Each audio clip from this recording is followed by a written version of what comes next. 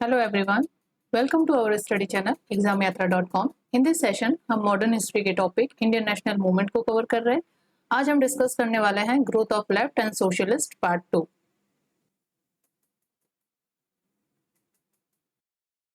तो स्टार्ट करते हैं सेशन अपना। स्टार्ट करते हैं rise and growth of communist movement in India. तो यहाँ पे लास्ट टाइम हमने कवर किया था पार्ट 1 के अंदर क्या कारण और क्या फैक्टर रहे of the rise and growth of left and socialist ideology in India, and we also have seen the distincts between the leftist and rightist ideology,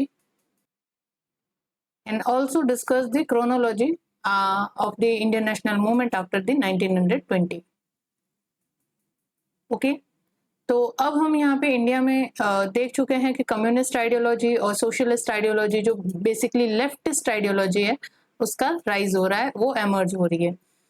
तो यहाँ पे कम्युनिस्ट और सोशलिस्ट आइडियोलॉजी के अंदर बेसिक डिफरेंस देख लो आप पहले, तो अदरवाइज कंफ्यूज होंगे आप। यहाँ पे कम्युनिज्म के अंदर और सोशलिज्म के अंदर क्या डिफरेंस है, इंडिया के अंदर क्या प्रेजेंट है, क्या आइडियोलॉजी प्रेजेंट है, क्या कंप्लीट सोशलिज्म है या कम्युनिज्म है या सोशलिज्म है। हमारे यहाँ सोशलिज्म प्रेजेंट है, बिकॉज कम्युनिज्म के अंदर क्या होता है कि जो भी इकोनॉमिक रिसोर्सेज होते हैं, जो प्रॉपर्टी होती है, वो स्टेट के द्वारा या जो स्टेट गवर्नमेंट होती है उसके द्वारा ओन की जाती है और कंट्रोल की जाती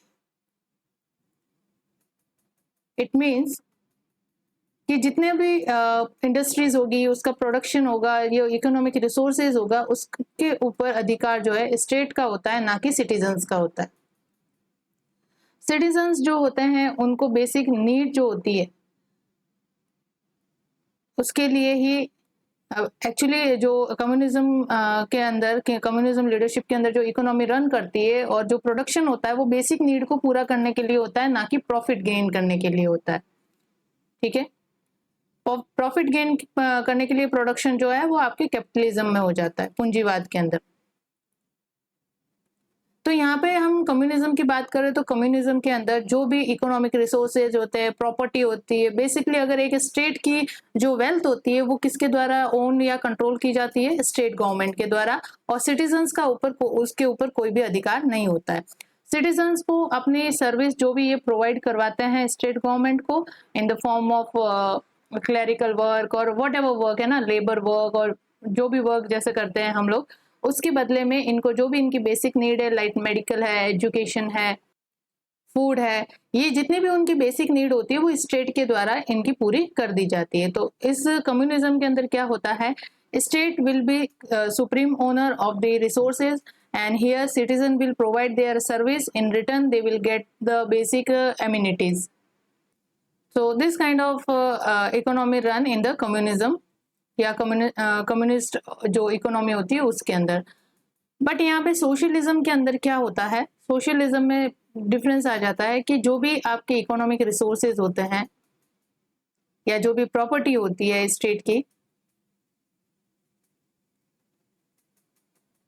वो आपका इक्वली शेयर किए जाते हैं by the citizen, equally share किए जाते हैं बाय द सिटीजन, यानी सिटीजन का उनके ऊपर अधिकार होता है। और वो भी ऐसा नहीं कि किसी एक के पास पर्टिकुलर जो है ज्यादा मान लो लैंड है तो ज्यादा उसके पास रिसोर्सेज होंगे, या फिर जो लेबर क्लास है या वर्कर क्लास है तो उनके पास कम होंगे, ऐसे नहीं। इक्वली जो है रिसोर्सेज है उसका डिस्ट्रीब्यूशन किया जाएगा अमंग द सिटीजन्स, और इनको ये जो रिसोर्सेज का एलोकेशन है या अलॉटमेंट है वो कौन करेगी, डेमोक्रेटिकली इलेक्टेड गवर्नमेंट जो है वो इन सिटीजन्स को इनके राइट्स जो है वो प्रोवाइड करवाएगी। तो यहाँ पे हम देख सकते हैं कि सोशलिज्म के अंदर जो क्लास डिस्टिंक्शन है, जो क्लास हम स्ट्रगल वगैरह की बात करते हैं जैसे कैपिटलिस्ट और वर्कर या लेबर क्लास, जमींदार और पीजेंट क्लास, ऐसे तो क्लास डिस्टिंक्शन जो है वो मौजूद रहता है but in a limited form. Class distinction जो है मौजूद रहता है, प्रेजेंट रहता है, but in a limited form यहाँ पे, बिकॉज यहाँ पे जो रिसोर्सेज है वो किसी एक पर्टिकुलर सिटीजन्स के द्वारा या पर्टिकुलर इंडिविजुअल के द्वारा होल्ड नहीं किए जा रहे। इक्वली रिसोर्सेज का डिस्ट्रीब्यूट हो जाने से जो क्लास का डिस्टिंक्शन है, जैसे कि कैपिटलिस्ट क्लास और जमींदार क्लास और पीजेंट क्लास, कंप्लीट डिस्टिंक्शन आ जाता है, वो यहाँ पे खत्म हो जाता है।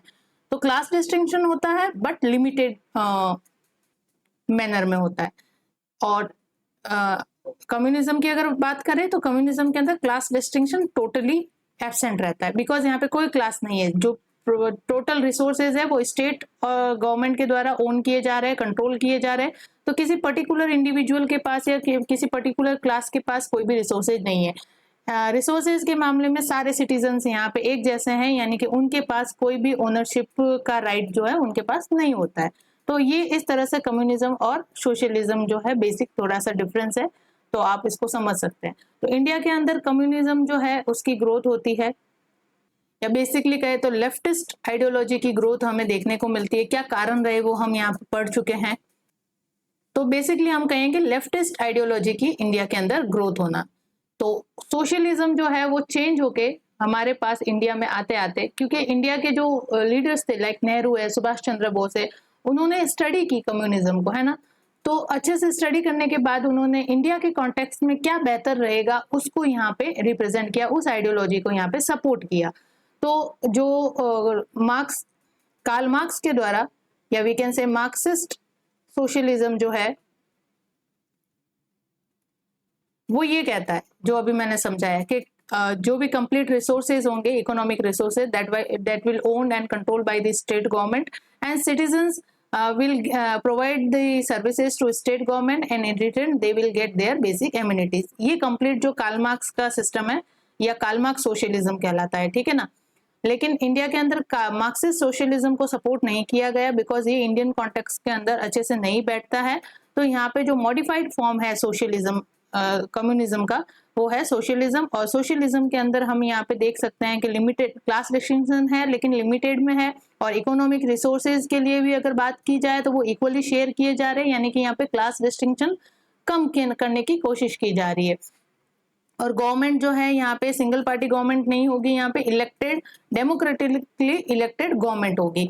तो हम कम्युनिज्म और कैपिटलिज्म का जो मिक्स फॉर्म देख सकते हैं वो सोशलिज्म इंडिया के अंदर अडॉप्ट किया गया by the Jawaharlal Nehru and Subhash Chandra Bose and various socialist leaders in India. तो इस वजह से ये जो कम्युनिज्म का ये जो फॉर्म था ना कि बेसिक नीड के लिए आप प्रोडक्शन कर रहे हो, तो बेसिक नीड के अंदर जब प्रॉफिट जनरेट नहीं होगा तो उस इकोनॉमी को आपको लॉन्ग टर्म में रन करने के लिए, या इकोनॉमिक सिचुएशन जो इकोनॉमिक डेवलपमेंट्स होते हैं वर्ल्ड वाइड, उसके अंदर सस्टेन करने में आपको बहुत ज्यादा दिक्कत आती है। प्रॉफिट होगा, अगर बेसिक नीड पूरी हो जाती है तो फिर वहां पे चीजें खत्म हो जाती है। अब जब प्रॉफिट होगा तो ही तो आप उसको फर्दर इन्वेस्ट कर सकते हो, और जो फर्दर इन्वेस्टमेंट होगा तो ही तो आगे जाके डेवलपमेंट और ज्यादा होगा, ठीक है। तो बिकॉज यहाँ पे कम्युनिज्म के अंदर जो कार्ल मार्क्स का कम्युनिज्म है, जो मार्क्सिस्ट सोशलिज्म कहलाता है, उसके अंदर ये है कि स्टेट जो है इस तरह से स्टेट और सिटीजन्स के बीच में इस तरह का रिलेशन होगा, बेसिक नीड पूरी की जाएगी, यानी प्रॉफिट जनरेशन का यहाँ पे कोई भी काम नहीं है। तो प्रॉफिट जनरेट नहीं होगा तो फर्दर इन्वेस्ट नहीं होगा, फर्दर इन्वेस्ट नहीं होगा तो डेवलपमेंट की जो पेस है वो स्लो डाउन हो जाएगी, ठीक है। तो इंडिया के कॉन्टेक्स्ट में जवाहरलाल नेहरू वगैरह ऐसा नहीं चाहते थे, because India was already suffering from the British exploitation, और यहाँ पे इकोनॉमिक ग्रोथ चाहिए थी, ना कि बेसिक नीड पूरी करनी थी। तो यहाँ पे हमें प्रॉफिट जनरेट करना था, तो इस वजह से कम्युनिज्म और कैपिटलिज्म का जो बीच का रास्ता है वो हमने यहाँ पे अडॉप्ट किया। तो अब हम देखते हैं किस तरह से ग्रोथ होता है कम्युनिस्ट मूवमेंट जो है इंडिया के अंदर। तो इंडिया के अंदर वही नेशनल मूवमेंट के साथ साथ ही ये जो कम्युनिज्म है इसकी ग्रोथ होती है। जो फैक्टर थे वो रिस्पॉन्सिबल होते हैं, जो हमने लास्ट सेशन के अंदर कवर किए। तो मेन जो अगर कहे कि कम्युनिस्ट आइडियोलॉजी इंडिया के अंदर अगर कोई लाने वाले थे तो वो युगंतर के युगंतर जो रिवोल्यूशनरी ऑर्गेनाइजेशन था, युगंतर है ना, जो ब्रांच था अनुशीलन समिति का, अनुशीलन समिति के अंदर ही जैसे पार्टी विद इन पार्टी होती है वैसे ये युगंतर था, ठीक है, ऑर्गेनाइजेशन के अंदर ऑर्गेनाइजेशन, और ये मोर ज्यादा रिवोल्यूशनरी एक्टिविटीज के अंदर इन्वॉल्व था।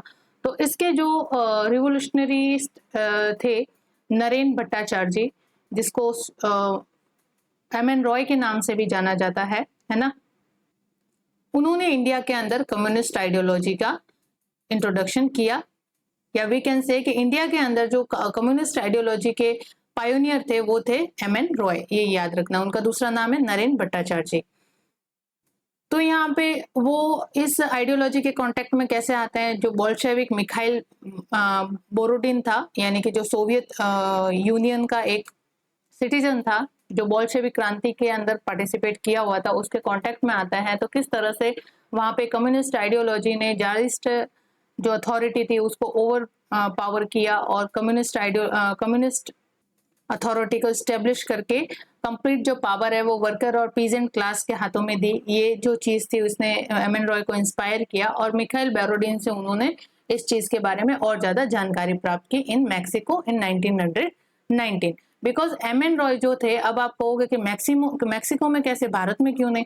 तो बेसिकली जो हमने रिवोल्यूशनरी मूवमेंट देखे थे युगंतर और अनुशीलन समिति के, उसके बहुत सारे रिवोल्यूशनरीज ऐसे थे जिनके ऊपर अरेस्ट वारंट जारी किए गए थे ब्रिटिश गवर्नमेंट के द्वारा।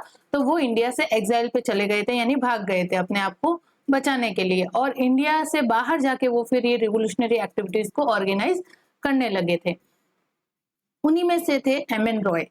तो वो यहाँ पे मैक्सिको की तरफ चले गए थे और वहां पे वो कांटेक्ट में आए मिखाइल बोरोडिन, जो एक बोल्शेविक था, यानी बोल्शेविक क्रांति या रशियन रिवोल्यूशन ऑफ 1917 था, उसके अंदर पार्टिसिपेट करने वाला एक व्यक्ति था।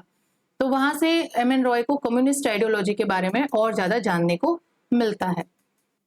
तो एमएन रॉय ने एग्जाइल पे रहते हुए, बाहर ही रहते हुए, अक्टूबर 1920 के अंदर ताशकंद के अंदर, उज्बेकिस्तान में जो ताशकंद पड़ता है, पहले उज्बेकिस्तान नहीं था, ये जब सोवियत यूनियन के डिसइंटीग्रेशन हुआ उसके बाद उज्बेकिस्तान, किर्गिस्तान, तजाकिस्तान, ये जो देश है ये बने थे। पहले ये सब सोवियत यूनियन के पार्ट थे। तो ताशकंद के अंदर इन्होंने 1920 के अंदर कम्युनिस्ट पार्टी ऑफ इंडिया का कोई इस्टेब्लिशमेंट की, जिसके मेन अगर फाउंडर कहे तो एमएन रॉय है, और उनके साथ जो है अबानी मुखर्जी, मोहम्मद अली और मोहम्मद साफिक, जो कि खिलाफत आंदोलन के अंदर भी इन्होंने पार्ट लिया हुआ था। तो खिलाफत थे ये। तो इस तरह से कम्युनिस्ट पार्टी ऑफ इंडिया की इस्टेब्लिशमेंट होती है, और इस कम्युनिस्ट पार्टी ऑफ इंडिया के इस्टेब्लिशमेंट के साथ ये एमएन रॉय और जो जितने भी एग्जाइल पर थे रिवोल्यूशनरी नेशनलिस्ट, वो चाहते थे कि अफगानिस्तान के होते हुए ये इंडिया के अंदर एंटर करे। लेकिन गवर्नमेंट जो थी, British government was already alert, और वो ऑलरेडी यहाँ पे जो अपना नॉर्थ वेस्ट फ्रंटियर प्रोविंस है, नॉर्थ वेस्ट फ्रंटियर प्रोविंस, इसको हमेशा से सुरक्षित रखती है। ये हमेशा से उसको रशियन थ्रेट का रहता था कि कहीं रशिया जो है किसी भी तरह से यहाँ पे इन्फिल्ट्रेशन ना कर दे, है ना। तो अब यहाँ पे कम्युनिस्ट आइडियोलॉजी की इन्फिल्ट्रेशन का बहुत ज्यादा चांस था। तो इस वजह से ब्रिटिश लोगों ने हमेशा पहले से ही नॉर्थ वेस्ट फ्रंटियर प्रोविंस को सिक्योर करके रखा हुआ था। तो इनका अफगानिस्तान से होते हुए इंडिया में आने का जो ये इनका प्लान था वो फेल हो जाता है। But somehow they manage to enter in India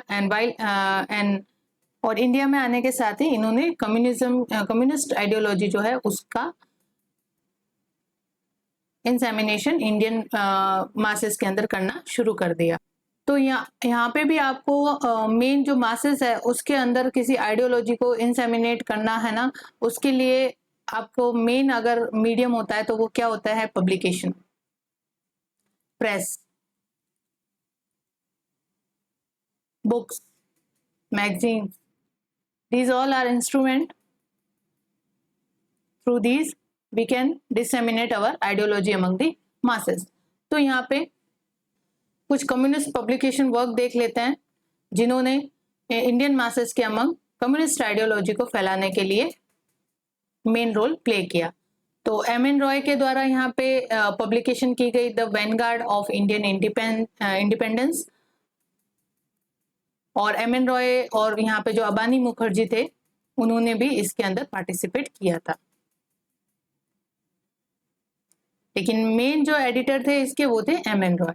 then यहाँ पे द सोशलिस्ट नाम से एक मैगजीन छपती थी, ऐसे डांगे जो थे, ऐसे Dange was also communist leader.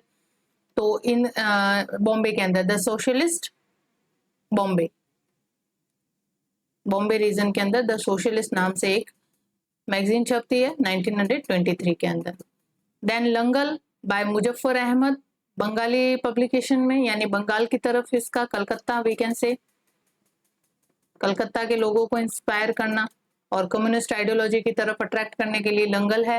Then क्रांति है जो मराठी मैगजीन है, ठीक है। अब इसका फाउंडर कौन है? कलेक्टिव फाउंडेशन होगा इसका, लोग जो सोशलिस्ट आइडियोलॉजी से बिलोंग करते होंगे वही लोग इसको पब्लिश करवाते होंगे। देन कीर्ति जो एक पंजाबी मंथली मैगजीन है, नौजवान जो एक जर्नल है, और Janwani that is Bengali weekly, यानी वीकली इसका पब्लिकेशन होता था। और बेसिकली ये कहे तो ये कुछ ऐसे मैगजीन्स और बुक्स है, मैगजीन्स है या न्यूज़पेपर है, जो जर्नल है, जो कम्युनिस्ट आइडियोलॉजी को मासेस के अमंग किस तरह से डिसेमिनेट करना है और किस तरह से उनको कम्युनिस्ट आइडियोलॉजी की तरफ अट्रैक्ट करने का इन पब्लिकेशन के थ्रू रोल प्ले किया गया। तो यहाँ पे ये और ये क्वेश्चन कहीं पे एग्जाम में पूछे जा सकते हैं, बाकी तो इम्पोर्टेंट मुझे कोई दिख नहीं रहा। एक ये याद रखिए, जनवाणी है ना, जो एक बंगाली वीकली है और कम्युनिस्ट पब्लिकेशन वर्क है, तो कम्युनिज्म से बिलोंग करती है जनवाणी। लेकिन द सोशलिस्ट जो ऐसे डांगे के द्वारा और the Vanguard of Indian independence M N. Roy के द्वारा। तो अब पब्लिकेशन के वर्क के थ्रू ये अपनी कम्युनिस्ट आइडियोलॉजी को मासेस तक पहुंचा रहे हैं, लोगों तक पहुंचा रहे हैं ना। तो अब मेजॉरिटी ऑफ हिस्टोरियंस का ये मानना था कि जो इंडिया के अंदर कम्युनिज्म की ग्रोथ होती है या कम्युनिस्ट आइडियोलॉजी का इंट्रोडक्शन होता है, वो तब से होता है जब से एम.एन. रॉय के फॉलोअर्स इंडिया के अंदर आते हैं। एम.एन. रॉय के फॉलोअर्स कौन थे? जैसे नलिनी गुप्ता है, ऐसे डांगे हैं, है ना, अबानी मुखर्जी है, वीरेंद्रनाथ चट्टोपाध्याय है, ये सब जो थे ये कम्युनिस्ट आइडियोलॉजी को सपोर्ट करने वाले रिवोल्यूशनरी नेशनलिस्ट थे। Nalini Gupta was also a revolutionary nationalist जो कि एग्जाइल पे थी, ठीक है। तो एम.एन. रॉय और इसके जो फॉलोअर थे वो 1921 के अंदर इंडिया के अंदर एंटर्ड करते हैं। तो 1920 और 22 में हमने देखा किस तरह से नॉन कॉर्पोरेशन मूवमेंट जो है वो एंड हो जाता है, और जो लोग इस चीज से सेटिस्फाई नहीं थे कि गांधी जी ने क्यों सडन इसका विड्रॉल कर दिया नॉन कॉर्पोरेशन का, तो मोस्टली जो रिवोल्यूशनरी ने जो नॉन कॉर्पोरेशन मूवमेंट के अंदर पार्टिसिपेशन किया था वो वापस जो है अब गांधी जी को छोड़ के किस तरफ अट्रैक्ट होने लगे? कम्युनिस्ट आइडियोलॉजी के, क्योंकि कम्युनिस्ट आइडियोलॉजी से वो ज्यादा रिलेट फील कर पाते थे देन दी स्वराजिस्ट।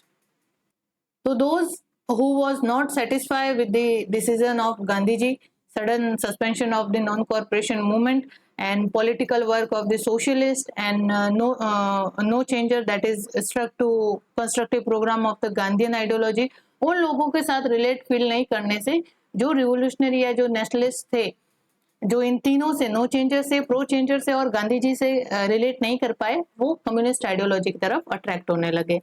तो एम.एन. रॉय 1921 के अंदर इंडिया में आते हैं और इसी के साथ इंडिया के अंदर कम्युनिज्म की ग्रोथ देखने को मिलती है, या जो इंडियन नेशनल मूवमेंट है उसके अंदर कम्युनिज्म का एलिमेंट देखने को मिलता है।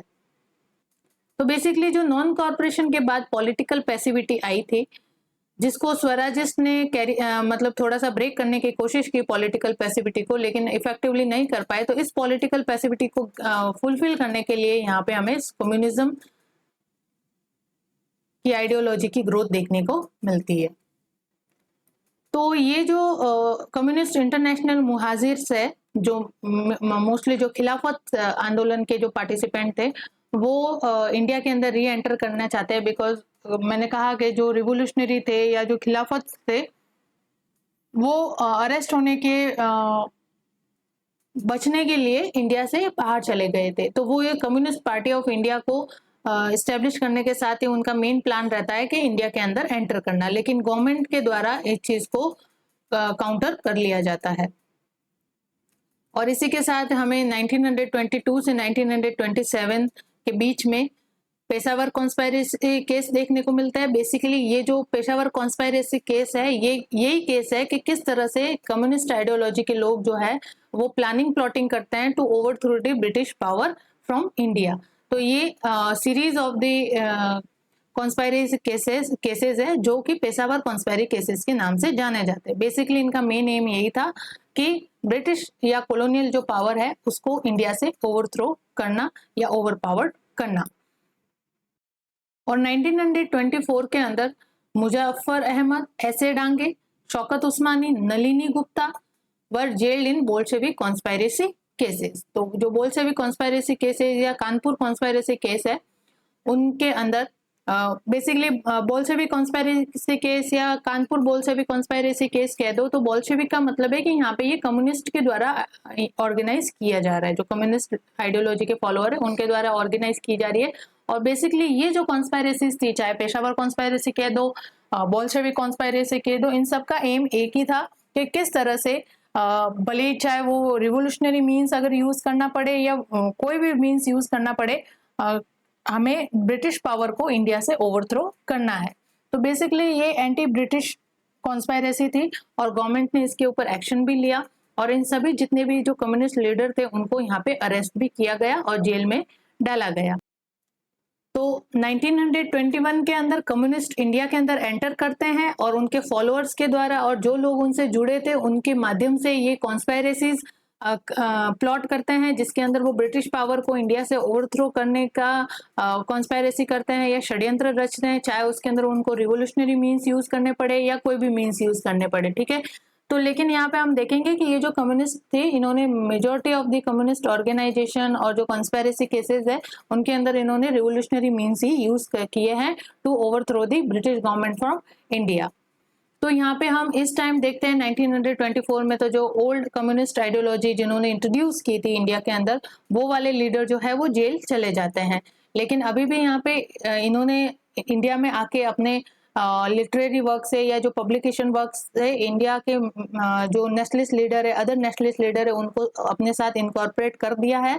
तो उनमें से ही कुछ लोग थे, उन्होंने 1924 के अंदर एक ऑर्गेनाइजेशन की स्थापना की जिसका नाम था Hindustan Republican association. Hindustan Republican association, आगे देखते हैं हम।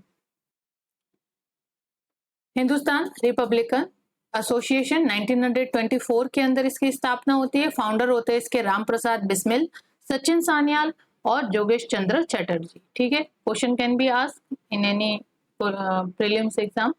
ऑब्जेक्टिव क्वेश्चन बन सकते हैं कि हिंदुस्तान रिपब्लिकेशन एसोसिएशन के फाउंडर कौन थे? तो राम प्रसाद बिस्मिल, सचिन सान्याल, जोगेश चंद्र चटर्जी। किस ईयर के अंदर होती है? 1924 के अंदर।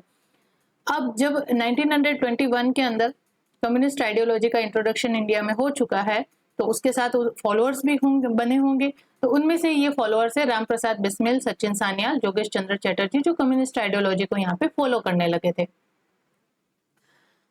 मेन एम या क्या आइडियोलॉजी थी हिंदुस्तान रिपब्लिकन एसोसिएशन की? कि organised arm revolution in order to de establish British authority, यानी रिवोल्यूशनरी मींस यूज करते हुए इंडिया से ब्रिटिश पावर को ओवरथ्रो करना।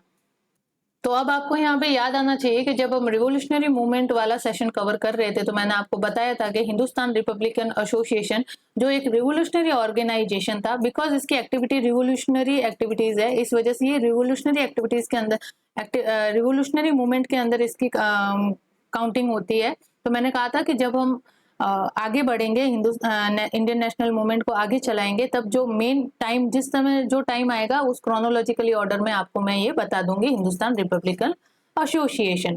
तो ये रिवोल्यूशनरी मूवमेंट के साथ ही पढ़ा जाता है, लेकिन क्रोनोलॉजिकली हम चलते हैं तो ज्यादा अच्छा रहता है, अदरवाइज चीजें जो है थोड़ी सी मैश हो जाती है। तो अब हमें ऐसे क्रोनोलॉजिकली पता रहेगा कि हाँ, इस समय हिंदुस्तान रिपब्लिकन एसोसिएशन की स्थापना हुई थी और क्यों हुई थी। ये इंस्पायर्ड था कम्युनिस्ट आइडियोलॉजी से और इसने जो है ब्रिटिश पावर को ओवरथ्रो करने के लिए इंडिया के अंदर रिवोल्यूशनरी मीन्स को यूज किया था। अर्ली फाउंडर इसके राम प्रसाद बिस्मिल, सचिन सान्याल और जोगेश चंद्र चटर्जी होते हैं। लेकिन बाद में हिंदुस्तान इसका जो है नेम चेंज करके हिंदुस्तान सोशलिस्ट रिपब्लिकन एसोसिएशन कर दिया जाता है, जिसके अंदर इसका नाम चेंज करने के साथ ही देखने को मिलता है कि इसमें सोशलिज्म या सोशलिस्ट आइडियोलॉजी का मेन एलिमेंट देखने को मिल रहा है। बिकॉज यहाँ पे इसकी लीडरशिप किनके पास में आ जाती है? भगत सिंह के पास इन 1928। और भगत सिंह जो थे वो सोशलिस्ट आइडियोलॉजी के सपोर्टर थे। इस वजह से इस हिंदुस्तान रिपब्लिकन एसोसिएशन का नाम चेंज करके हिंदुस्तान सोशलिस्ट रिपब्लिकन एसोसिएशन कर दिया, बिकॉज ये इस चीज को दर्शाता है कि ये जो ऑर्गेनाइजेशन है वो सोशलिस्ट आइडियोलॉजी के ऊपर रन होने वाला ऑर्गेनाइजेशन है। अब भगत सिंह के पास इसकी लीडरशिप आती है तो वेरियस कॉन्स्पायरेसी भी देखने को मिलती है। तो ये जो काकोरी केस है ना, ये तो इनके द्वारा होता है, जो पहले फाउंडर थे, काकोरी केस है ना, जो कि 1925 के अंदर होता है। बेसिकली ये ट्रेन को रेड किया जाता है, बिकॉज ऑर्गेनाइजेशन को चलाने के लिए और वेरियस जो रिवोल्यूशनरी एक्टिविटीज है उनको परफॉर्म करने के लिए इनको फंड की इमीडिएट नीड होती है। और फंड कहाँ से आएगा?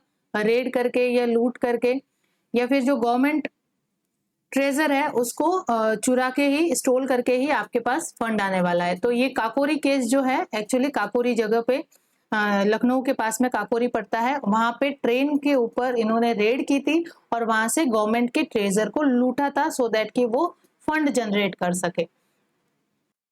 तो यही रिवोल्यूशनरीज के अंदर इंक्लूड भी थे, इन्होंने पार्टिसिपेट किया था, इनके द्वारा परफॉर्म की गई थी ये काकोरी केस, जिसके अंदर राम प्रसाद बिस्मिल है, चंद्रशेखर आजाद होता है काकोरी केस के अंदर, चंद्रशेखर आजाद, और अदर रिवोल्यूशनरी नेशनलिस्ट भी होते हैं। लेकिन ये मोस्ट ऑफ द रिवोल्यूशनरीज जो है थे अरेस्ट कर दिए गए थे और उनको ट्राइड भी किया गया था for the famous Kakori conspiracy case. तो ये कॉन्स्पायरेसी केस जो था, काकोरी कॉन्स्पायरेसी केस, जो ये अर्ली लीडर थे इस हिंदुस्तान रिपब्लिकन एसोसिएशन के, उनके द्वारा ऑर्गेनाइज की गई थी, एग्जीक्यूट की गई थी। और बाकी जो लाहौर कॉन्स्पायरेसी केस है और central Legislative Assembly bomb case है, वो किया गया था भगत सिंह की लीडरशिप के अंदर। तो लाहौर कॉन्स्पायरेसी केस की अगर बात करें तो ये 1927 के अंदर भगत सिंह की लीडरशिप के अंदर ऑर्गेनाइज की जाती है, बिकॉज यहाँ पे जो लाला लाजपत राय थे, जो साइमन कमीशन आया था भारत के अंदर, उसके खिलाफ साइमन कमीशन के जो एंटी साइमन एजिटेशन था उसके अंदर पार्टिसिपेट करते हुए लाला लाजपत राय जो पीसफुली प्रोटेस्ट कर रहे थे, उनके ऊपर गवर्नमेंट ने यहाँ पे लाठी चार्ज का ऑर्डर दे दिया गया।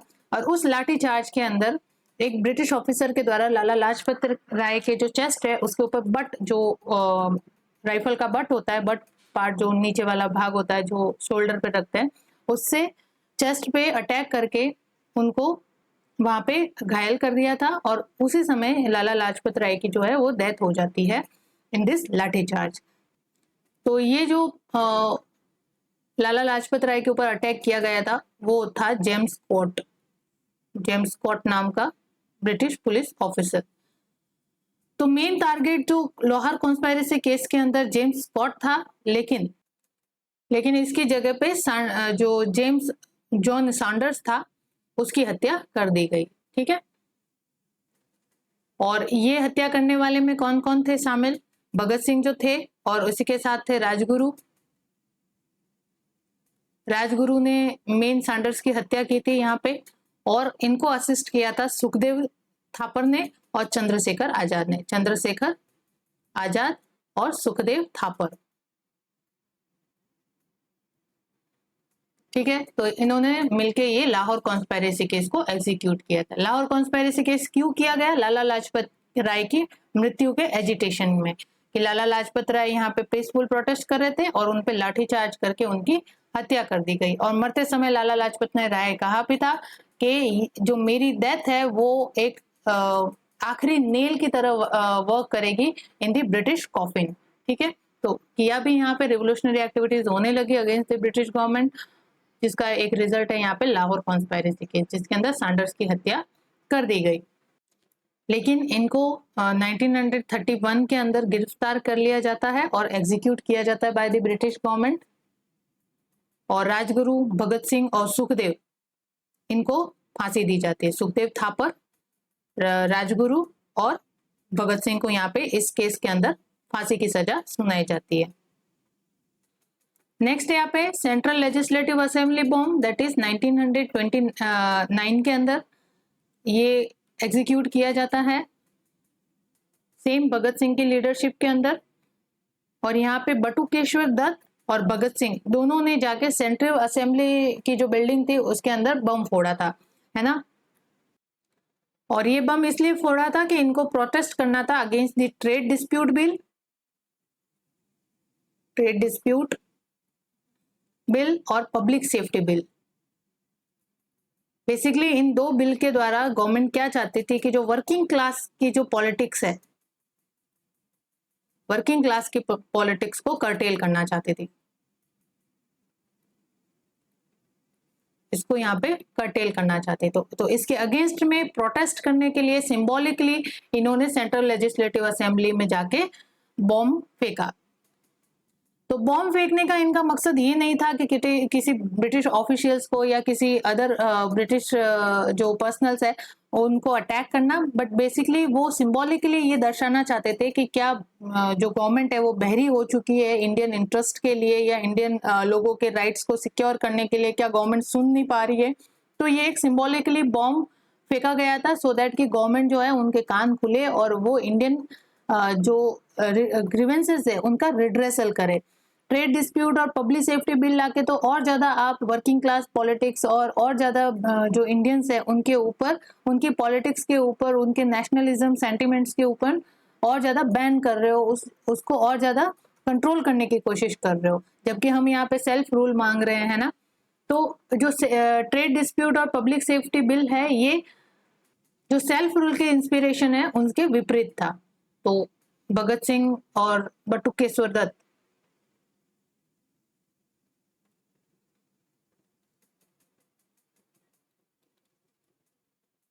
दोनों जाते हैं सेंट्रल लेजिस्लेटिव की बिल्डिंग के अंदर और वहां पे जाके बॉम्ब फेंक के आ जाते हैं। और 1929 में ये हुआ था, 1927 में ये हुआ था। तो लाहौर कॉन्स्पायरेसी केस और ये central Legislative Assembly bomb case था, दोनों के अंदर फिर कंबाइंडली 1931 में भगत सिंह, राजगुरु और सुखदेव इन तीनों को यहाँ पे फांसी की सजा सुनाई जाती है। तो ये कुछ फेमस कॉन्स्पायरेसी केसेस है, Kakori case, Lahore conspiracy case, Central Legislative Assembly bomb case, ठीक है। तो ये 1925 के अंदर, जो कि Hindustan Republican Association later under the leadership of Bhagat Singh it renamed as Hindustan Socialist Republican Association in 1928 और ये चीजें इनके द्वारा परफॉर्म की गई। आगे चलते हैं। तो कम्युनिस्ट आइडियोलॉजी का इंट्रोडक्शन हो रहा है उनके इंस्पिरेशन से या उनके सपोर्टर के द्वारा वेरियस सोशलिस्ट ऑर्गेनाइजेशन जैसे हिंदुस्तान रिपब्लिकन एसोसिएशन है, हिंदुस्तान सोशलिस्ट रिपब्लिकन एसोसिएशन है, इनका फाउंडेशन हो रहा है। तो लेफ्ट विंग की जो आइडियोलॉजी है या लेफ्टिस्ट आइडियोलॉजी इंडिया के अंदर ग्रोथ कर रही है। लेकिन इनके साथ साथ जैसे जैसे ये आइडियोलॉजी एमर्ज हो रही है, ये गवर्नमेंट का रिप्रेशन भी देख रही है, सप्रेशन भी देख रही है। और 1924 तक आते आते जो गवर्नमेंट है इनके द्वारा कम्युनिस्ट आइडियोलॉजी को कंप्लीटली रिप्रेस कर दिया जाता है। बहुत एक्सेसिव रिप्रेशन इनके ऊपर होता है।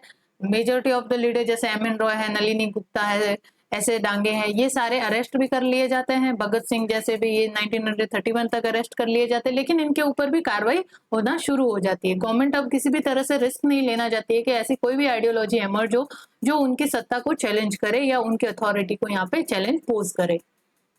लेकिन इसके बावजूद भी, इतना ज्यादा रिप्रेशन होने के बावजूद भी, ये इन्होंने सिर्फ इस रिप्रेशन ने या सप्रेशन ने टेम्पररी सेटबैक ही दिया फॉर द कम्युनिस्ट लीडर। लेकिन 1925 में हमें देखने को मिलता है open Indian communist conference organise की जाती है बाय द सत्य भगत, ठीक है, इन कानपुर। कि इतना ज्यादा रिप्रेशन होने के बाद भी ओनली जो कम्युनिस्ट आइडियोलॉजी या कम्युनिस्ट लीडर्स है उनको टेम्पररी सेटबैक ही देखने को मिलता है, यानी कि गवर्नमेंट जो है उनको टेम्पररी सप्रेस कर पाई, जिसका रिजल्ट निकलता है 1925 में again open Indian communist conference organise की जाती है सत्य भगत के द्वारा इन कानपुर। यानी कम्युनिस्ट आइडियोलॉजी अगेन अपना सर उठा रही है या फिर राइज हो रही है, एमर्ज हो रही है। तो इंडिया के अंदर जो कम्युनिस्ट ऑर्गेनाइजेशन था, ठीक है, वो डायरेक्टेड होता था या उसको कंप्लीट गाइडेंस कहां से मिलती थी? Communist party of the great Britain. जो कम्युनिस्ट पार्टी ब्रिटेन के अंदर इस्टेब्लिश की गई थी कम्युनिस्ट आइडियोलॉजी के द्वारा, लीडर्स के द्वारा, वो इस इंडिया के अंदर जो कम्युनिस्ट ऑर्गेनाइजेशन था उनको डायरेक्ट करती थी, जिसके अंदर मेन अगर इंपॉर्टेंट फिगर देखे तो वो थे आर पामे दत्त। तो अब कहोगे ब्रिटेन के अंदर कम्युनिज्म कैसे? इस समय कम्युनिस्ट आइडियोलॉजी जो है सब जगह एमर्ज हो रही थी। इनके ऑर्गेनाइजेशन, इनके जो सोसाइटीज है या इनके जो एसोसिएशन है वो जगह जगह क्रिएट हो रहे हैं ऑल ओवर दी वर्ल्ड, ठीक है। लेकिन रशिया के अंदर इसका ज्यादा प्रोफाउंड फॉर्म देखने को मिलता है। रशिया है, चाइना है, ये सब कम्युनिज्म की तरफ ज्यादा अट्रैक्ट होते हुए दिखे थे। लेकिन ऐसा नहीं है कि यहीं तक सीमित था, ये लगभग इंडिया भी है, अफ्रीका है, आपके अमेरिका है, सब जगह सोशलिस्ट कम्युनिस्ट ऑर्गेनाइजेशन जो है वो फाउंड हो रहे थे। तो इसी के साथ ही जिस तरह से कम्युनिस्ट आइडियोलॉजी एमर्ज हो रही थी, गवर्नमेंट भी अपना जो फुल पावर लगा रही थी तो उनको रिप्रेस करने के लिए, है ना, लेफ्टिस्ट मूवमेंट को इंडिया के अंदर एमर्ज होने से गवर्नमेंट अपने फुल पावर से रोक रही थी, ठीक है। लेकिन इसके बावजूद भी जो वर्किंग क्लास है उसको एमर्ज होने से या वर्किंग क्लास की जो अवेकनिंग है उसको होने से गवर्नमेंट यहाँ पे उसको रोक नहीं पाई, ठीक है। तो यहाँ पे कम्युनिस्ट आइडियोलॉजी के द्वारा ही वर्किंग क्लास जो है वो एमर्ज नहीं हो रही थी। आगे भी जो नॉन कॉर्पोरेशन मूवमेंट हुए, है ना, खिलाफत मूवमेंट हुए, इन सब मूवमेंट ने जो मास है उसके मोबिलाइजेशन के अंदर, मास मोबिलाइजेशन के अंदर बहुत बढ़िया काम किया था। तो इन जो नॉन कॉर्पोरेशन मूवमेंट वगैरह जैसे मूवमेंट थे उनसे नॉट ओनली कोई पर्टिकुलर क्लास एसोसिएट कर पाई, बल्कि जो सोसाइटी के अंदर सबसे लो लेवल पे भी जो इंसान खड़ा है वो भी अपने आप को इन मूवमेंट्स के अंदर इनकॉर्पोरेट कर पाया, बेहतरीन रोल प्ले किया था। इस वजह से धीरे धीरे अब इंडिया के अंदर जो वर्किंग क्लास की पॉलिटिक्स है वो एमर्ज होने लगी। लेबर ऑर्गेनाइजेशन बनने शुरू हुए, पीजेंट पार्टीज बननी शुरू हुई, है ना, एज ए पॉलिटिकल पार्टीज। तो ये अब जो लोअर लेवल पे जो इंडियन सोसाइटी के लोग थे, जो लेबर, पीजेंट वगैरह वर्किंग क्लास कम्युनिटी से बिलोंग करते थे, वो अपने राइट्स के लिए अब सर उठाने लगे। बिकॉज ब्रिटिश रूल जो था वो कैपिटलिज्म या कैपिटलिस्ट आइडियोलॉजी पे बेस्ड था, जिसके अंदर क्लास डिस्टिंक्शन एकदम प्रोफाउंड रूप में देखने को मिलता है, और जिसके अंदर ओनली जो कैपिटलिस्ट है या जो अपर हैंड पे जो क्लास है, यानी कैपिटलिस्ट है, जमींदार है ना, इंडस्ट्रियलिस्ट है, उनके हाथ में ही कंप्लीट इकोनॉमी का कंट्रोल होता है। They only own the whole state property and resources. तो ये चीज थी। तो लेकिन इसके अगेंस्ट में अब लेबर और पीजेंट लोग जो है अपने राइट्स के लिए बात करने लगे हैं। तो इंडिया के अंदर वर्किंग क्लास पॉलिटिक्स जो है वो एमर्ज होने लगी है, जो कि डायरेक्ट चैलेंज है कैपिटलिस्ट आइडियोलॉजी को। और ब्रिटिश जो है वो कैपिटलिस्ट आइडियोलॉजी को फॉलो करने वाले थे यहाँ पे।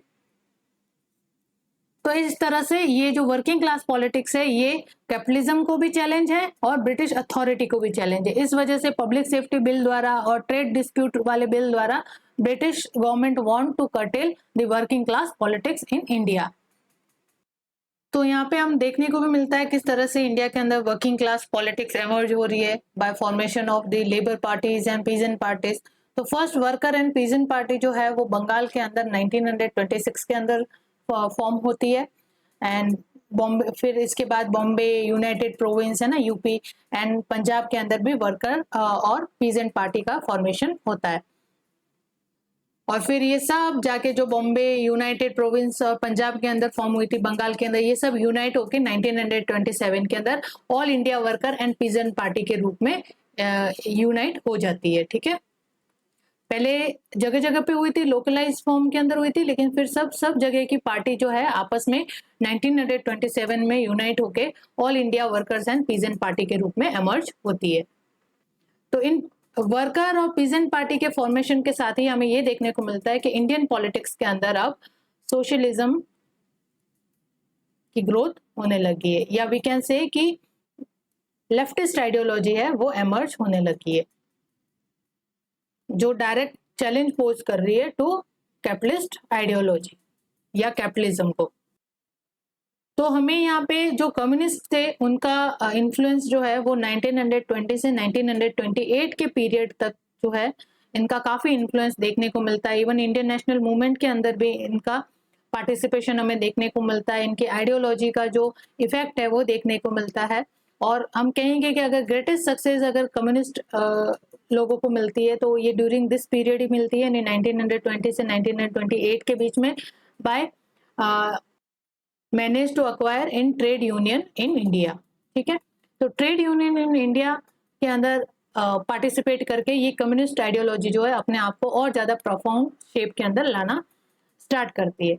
तो 1920 से 1928 के बीच का जो पीरियड है वो इनके जो कम्युनिस्ट आइडियोलॉजी है इनके ग्रोथ के अंदर या इनके इन्फ्लुएंस का अगर पीरियड कह सकते हैं अपन। देन 1925 से 1929 के बीच का जो ये पीरियड है इसमें ये सीपीआई जो है कम्युनिस्ट पार्टी ऑफ इंडिया ये कांग्रेस के साथ भी एसोसिएट होती है ना, कॉर्पोरेट करती है, इनके प्रोग्राम को अपनी आइडियोलॉजी से इन्फ्लुएंस करती है और आगे जो इंडियन नेशनल मूवमेंट है उसके अंदर अपना योगदान देती है।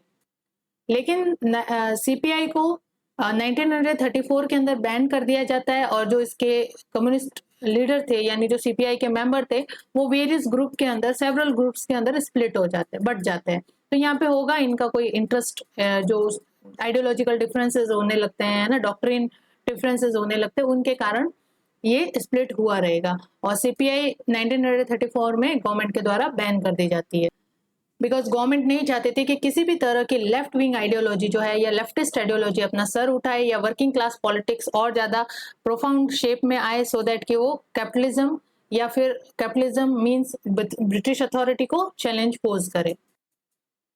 लेकिन सीपीआई जो है अगेन 1935 के अंदर रीऑर्गेनाइज्ड होती है और इस बार इसकी लीडरशिप किनके पास होती है, पीसी जोशी के पास। ठीक है, question can be arise from here. तो 1935 में ये सीपीआई पार्टी अपने आप को रीऑर्गेनाइज करती है under the leadership of PC Joshi and CPI again corporate with the Congress because of the threat of fascism. अब यहाँ पे सीपीआई जो है कांग्रेस के साथ वापस क्यों एसोसिएट होती है, बिकॉज यहाँ पे फासिज्म का इटली और जो यहाँ जर्मनी है वहां पे फासिज्म की ग्रोथ हो रही है और फासिज्म जो है वो कैपिटलिज्म से भी और ज्यादा बट वर्स्ट कंडीशन है, बदतर कंडीशन है जिसके अंदर कंप्लीटली ह्यूमन राइट का सेक्रीफाइस कर दिया जाता है, कोई डेमोक्रेटिक्स मींस यूज नहीं किए जाते हैं, डेमोक्रेसी को भी सूली पे चढ़ा दिया जाता है और कंप्लीट जो पावर है वो एक डिक्टेटर के रूप के हाथों में होती है। ठीक है, तो तानाशाही का यहाँ पे एमर्ज होना दिखता है, जैसे कि अभी प्रेजेंट सिचुएशन नॉर्थ कोरिया के अंदर है, कंप्लीट डिक्टेटरशिप वहां पे है, वहां के सिटीजन्स के हाथ में कोई राइट्स नहीं है to take decisions regarding the state policy, कोई वहां पे इलेक्टेड गवर्नमेंट नहीं होती है, जो भी चीज होती है वो नॉर्थ कोरिया के लीडर के द्वारा या उस डिक्टेटर के द्वारा ही डिसाइड की जाती है। तो फासिज्म जो है वो कैपिटलिज्म से भी और ज्यादा वर्स्ट कंडीशन है। तो फासिज्म का जिस तरह से एमर्ज हो रहा था तो उसको रोकने के लिए कि कहीं फासिज्म जो है वो इंडिया के अंदर एंटर ना कर जाए या ये आइडियोलॉजी इंडियन मासेस को इन्फ्लुएंस ना कर दे या इंडियन नेशनलिस्ट लीडर को इन्फ्लुएंस ना कर दे, उससे उसके थ्रेट से बचने के लिए या उसके अगेंस्ट बैरियर बनाने के लिए सीपीआई और कांग्रेस दोनों ने फिर अब एक दूसरे के साथ कॉपरेट करना शुरू किया। लेकिन जैसे ही क्विट इंडिया मूवमेंट लॉन्च किया जाता है 1942 में गांधी जी के द्वारा, तो कम्युनिस्ट अगेन जो है वो कांग्रेस के साथ ब्रेकअप कर लेते हैं या कांग्रेस के साथ कॉर्पोरेट करने से मना कर देते हैं और अपने आप को दूर रखते हैं पॉलिटिक्स से जब तक कि फ्रीडम जो है वो मिल नहीं जाती। तो इंडिया के अंदर जो सोशलिस्ट आइडियोलॉजी को सपोर्ट करने वाले जो नेहरू जी थे, है ना, सुभाष चंद्र बोस थे, तो ऐसे मीन्स में क्वेश्चन बनता है कि नेहरू जी की आइडियोलॉजी जो है वो सोशलिज्म से इंस्पायर्ड थी, तो आप डिस्क्राइब कीजिए। तो नेहरू जी ने जितने भी जैसे प्लानिंग कमेटी वगैरह का फॉर्मेशन किया, अग्रेरियन रिफॉर्म्स को एक्नॉलेज किया, ये सारी चीजें जो है उनके सोशलिज्म एटीट्यूड को दर्शाती है। लेकिन सुभाष चंद्र बोस के लिए ये कहा जाता है कि सोशलिज्म के साथ साथ उनकी आइडियोलॉजी में फासिज्म के एलिमेंट्स भी देखने को मिलते हैं। तो आपको यहाँ पे जब फासिज्म के लिए एलिमेंट लिखने को आए सुभाष चंद्र बोस के लिए, तो आप ये लिखोगे कि उन्होंने ये कहा था कि जो इंडिया है वो आफ्टर फ्रीडम 20 ईयर्स तक एक सिंगल डिक्टेटर के लीडरशिप के अंदर रन होना चाहिए। ठीक है, उनका ये मानना था कि एक सिंगल हाथ में अगर अथॉरिटी रहेगी तो वो अच्छे से डिसीजन मेकिंग कर सकता है regarding the development of India. लेकिन ये जो चीज़ है अगेन वापस आप इस चीज़ को अगर इंडिया में लाते हो, इस तरह की आइडियोलॉजी को इंट्रोड्यूस करते हो, तो ये आगे जाके प्रोफाउंड शेप गेन करती है और वही हाल होता है जो नॉर्थ कोरिया का आज हो रहा है। लेकिन सुभाष चंद्र बोस का कहने का मतलब ये था कि एक सिंगल हाथ में लीडरशिप होगी तो वो बेटर तरीके से डिसीजन मेकिंग कर सकेगा विदाउट सीकिंग एनी परमिशन और विदाउट सीकिंग एनी मेजोरिटी और support from the other ministers वगैरह, है ना। तो ये उनका मानना था। लेकिन अगर इस चीज को आप एक बार ले आए पॉलिटिक्स के अंदर तो ये फिर धीरे धीरे प्रोफाउंड शेप गेन करेगी और ये और ज्यादा फिर वर्स्ट कंडीशन होती जाएगी। तो इसको इस वजह से सुभाष चंद्र बोस की जो ये आइडियोलॉजी है उससे गांधी जी हमेशा चिंतित रहते थे। तो गांधी जी जो है सुभाष चंद्र बोस के साथ जो है आइडियोलॉजिकल डिफरेंसेस भी उनके होते थे और हम आगे पढ़ेंगे किस तरह से इनका आइडियोलॉजिकल डिफरेंस होता है, जिसके अंदर जब सेकेंड टाइम 1939 के अंदर ये प्रेसिडेंट्स चुने जाते हैं कांग्रेस के एनुअल सेशन के, उसमें गांधी जी ने फिर इनको इस्तीफा भी दिलवाया था कि नहीं सुभाष चंद्र बोस नहीं बनेगा, पट्टाभी सीतारमैया जो है उनको प्रेसिडेंट बनाया जाए, क्योंकि उनको पता था कि धीरे धीरे सुभाष चंद्र बोस अगर और पावरफुल होते गए तो ये फासिज्म का एलिमेंट जो है वो इंट्रोड्यूस करके रहेगा इंडियन पॉलिटिक्स के अंदर। तो गांधी जी ये नहीं चाहते थे। गांधी जी पहले ही समझ गए थे कि इस चीज को यहीं पे कर्टेल करना अच्छा है। तो उन्होंने हमेशा से किनको सपोर्ट किया, नेहरू जी को। तो इसीलिए बहुत सारे इंडियन लोग कहते हैं कि भाई गांधी जी जो थे वो बायस थे, नेहरू जी को सपोर्ट करते थे, सुभाष चंद्र बोस को नहीं करते थे ये। लेकिन चीजें आप समझो भी, थोड़ा सा फोरसाइटनेस रख के देखो तो समझ में आएगी गांधी जी की बातें। तो इस तरह से कम्युनिस्ट एलिमेंट जो है इंडियन नेशनल मूवमेंट को हमें देखने को मिलता है 1920 से 1928 तक। और उसके बाद जो है किस तरह से वापस कांग्रेस के साथ कॉर्पोरेट होते हैं, वापस क्विट करते हैं, देन अगेन कॉर्पोरेट होते हैं, ये हमने देख लिया। अब 1922 के बाद जैसे ही गांधी जी जो है वो नॉन कॉर्पोरेशन मूवमेंट का सस्पेंशन करते हैं और न्यू लीडरशिप एमर्ज होती है, नेहरू जी वगैरह, है ना। तो अब नेहरू जी की लीडरशिप के अंदर जो है इंडियन नेशनल कांग्रेस वर्क करने लगती है और उनकी आइडियोलॉजी जो थी वो सोशलिस्ट आइडियोलॉजी थी। और अब इंडियन नेशनल मूवमेंट या हम कैन से कि कांग्रेस पार्टी के, इंडियन नेशनल कांग्रेस पार्टी के जो प्रोग्राम और आइडियोलॉजी है उसके अंदर सोशलिस्ट एलिमेंट देखने को मिलने लगता है। तो हम देखते हैं ideology and programme of socialist कि क्या आइडियोलॉजी और क्या प्रोग्राम रहते हैं सोशलिस्ट के। तो अब यहाँ पे क्वेश्चन कि नेहरू जी जो है वो सोशलिस्ट आइडियोलॉजी के कांटेक्ट में कैसे आए। तो इन्होंने जो है before enter in the active politics of India ये रशिया वगैरह, रूस, सोवियत यूनियन जाके रह के आए।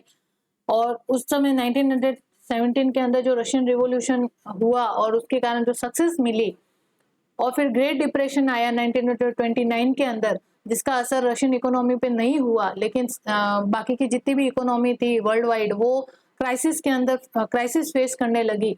तो जो नेहरू जी है वो इंस्पायर हुए उस चीज से और वो इस चीज को स्टडी करने के लिए सोवियत यूनियन वगैरह गए, वहां पे रहे और कम्युनिज्म को अच्छे से स्टडी किया। फिर इन्होंने उस चीज को इंडिया के कॉन्टेक्स्ट के अंदर अप्लाई करके देखा तो उसका मिडिल पाथ जो है उनको सोशलिज्म देखने को मिलता है।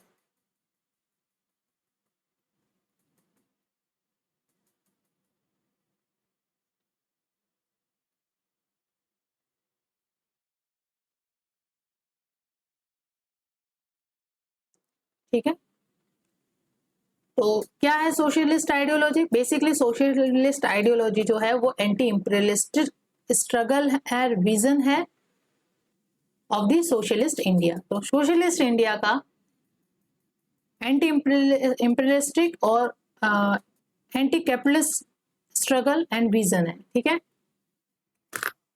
तो इस सोशलिस्ट आइडियोलॉजी के लिए इंडिया के अंदर दो मेन प्रोग्राम थे अंडर द सोशलिस्ट आइडियोलॉजी कि एक तो इस सोशलिस्ट आइडियोलॉजी को जो मेन स्ट्रीम नेशनल मूवमेंट है उसके साथ इनकॉर्पोरेट करना, और वो भी किन के साथ रहकर, कांग्रेस के साथ रहकर, सो दैट कि इंडिया का पॉलिटिकल लिबरेशन हो सके from the British rule. Second जो था उनका काम ये था कि एस्टेब्लिशमेंट किया जाए ऑफ द सोशलिस्ट इंडिया का, यानी कि new India will emerge under the socialist ideology. ठीक है, तो ये दो मेन प्रोग्राम थे। एक तो political liberation of the India from the British rule, by the dissemination of socialist ideology in national movement with the corporation and with Congress. Then इनके programme या वी कैन से आइडियोलॉजी के main component क्या है, that is class struggle. Anti imperialistic first, second है class struggle. They believe in class struggle, यानी वो जो class distinction है उनको कंप्लीट अबॉलिशन करना चाहते हैं यहाँ पे. They stood for creation of classless society, यानी कि कोई भी जमींदार या पीजेंट नहीं होगा, कोई कैपिटलिस्ट या वर्कर नहीं होगा, है ना. तो क्लासलेस सोसाइटी की इस्टेब्लिशमेंट ये करना चाहते हैं. कैपिटलिज्म को अबॉलिश करना चाहते हैं, जमींदारी को अबॉलिश करना चाहते हैं, और प्रिंसली स्टेट जो है उनके द्वारा जो लोगों का under the feudalism, princely state के राजा जो है वो वहां के लोगों का किसी न किसी तरह से एक्सप्लॉयटेशन करते हैं ना, in the form of Raja and all. तो वहां पे क्या है, फ्यूडलिज्म है. तो एंटी जमींदार है, एंटी कैपिटलिज्म है, एंटी फ्यूडलिज्म है, या एनी काइंड ऑफ जो मीन्स है, जो एक्सप्लॉयटेशन के फोर्सेस है, उनका ये अबॉलिशन करना चाहते हैं. ठीक है. तो क्लासलेस सोसाइटी, क्लास स्ट्रगल और एंटी कैपिटलिज्म, एंटी जमींदारी सिस्टम, प्रिंसली स्टेट के अंदर तो एंटी फ्यूडलिज्म, ये आइडियोलॉजी एग्जिस्ट करती है, या सॉरी ये आइडियोलॉजी जो है स्टूड करती है. तो ये सोशलिस्ट आइडियोलॉजी के मेन कंपोनेंट है. और सोशलिस्ट आइडियोलॉजी के अकॉर्डिंग जो है, जो फ्रीडम है वो ओनली पॉलिटिकल इंडिपेंडेंस ही नहीं है, बल्कि सोशियो इकोनॉमिक इमेंसिपेशन भी होना जरूरी है. Without socio economic emancipation political independence जो है वो वर्थलेस है.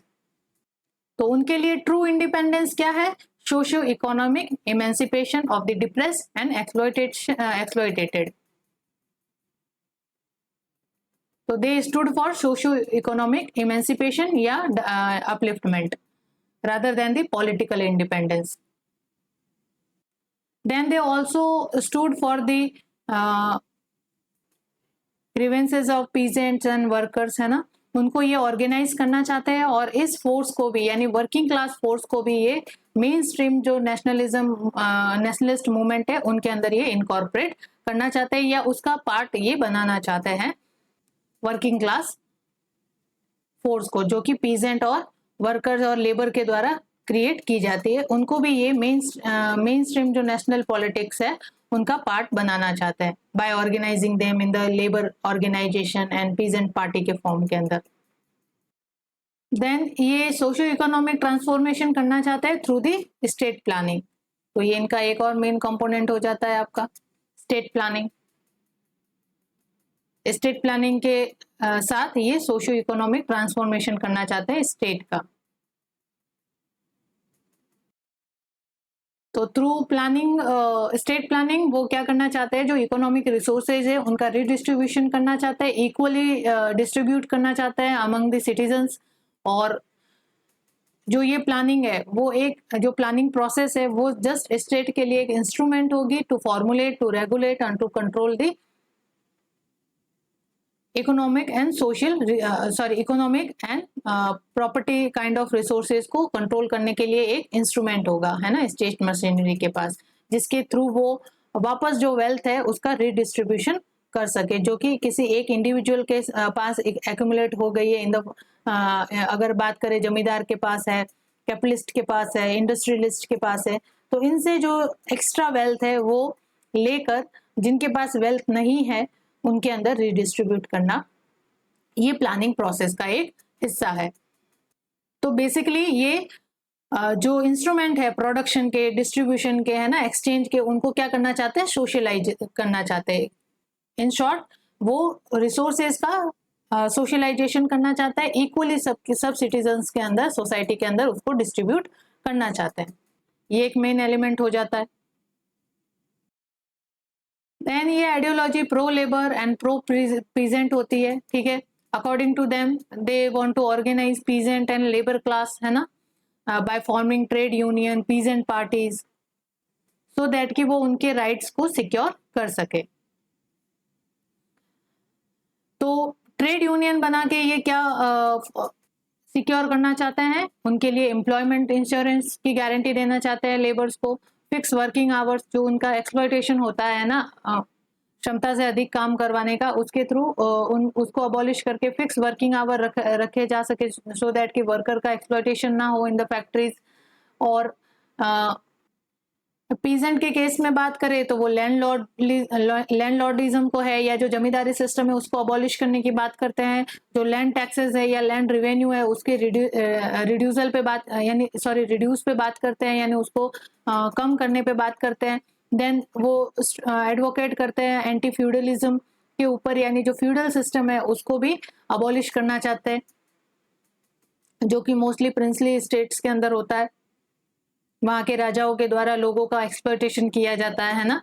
तो फ्यूडल लेविश के अबॉलिशन के लिए भी ये एडवोकेसी करते हैं। तो पीजेंट्स एंड लेबर्स के इश्यूज को ये एक्नॉलेज करते हैं। तो बेसिकली जो वर्किंग क्लास है उसके एम्पावरमेंट और अपलिफ्टमेंट के लिए ये स्टूड करते हैं।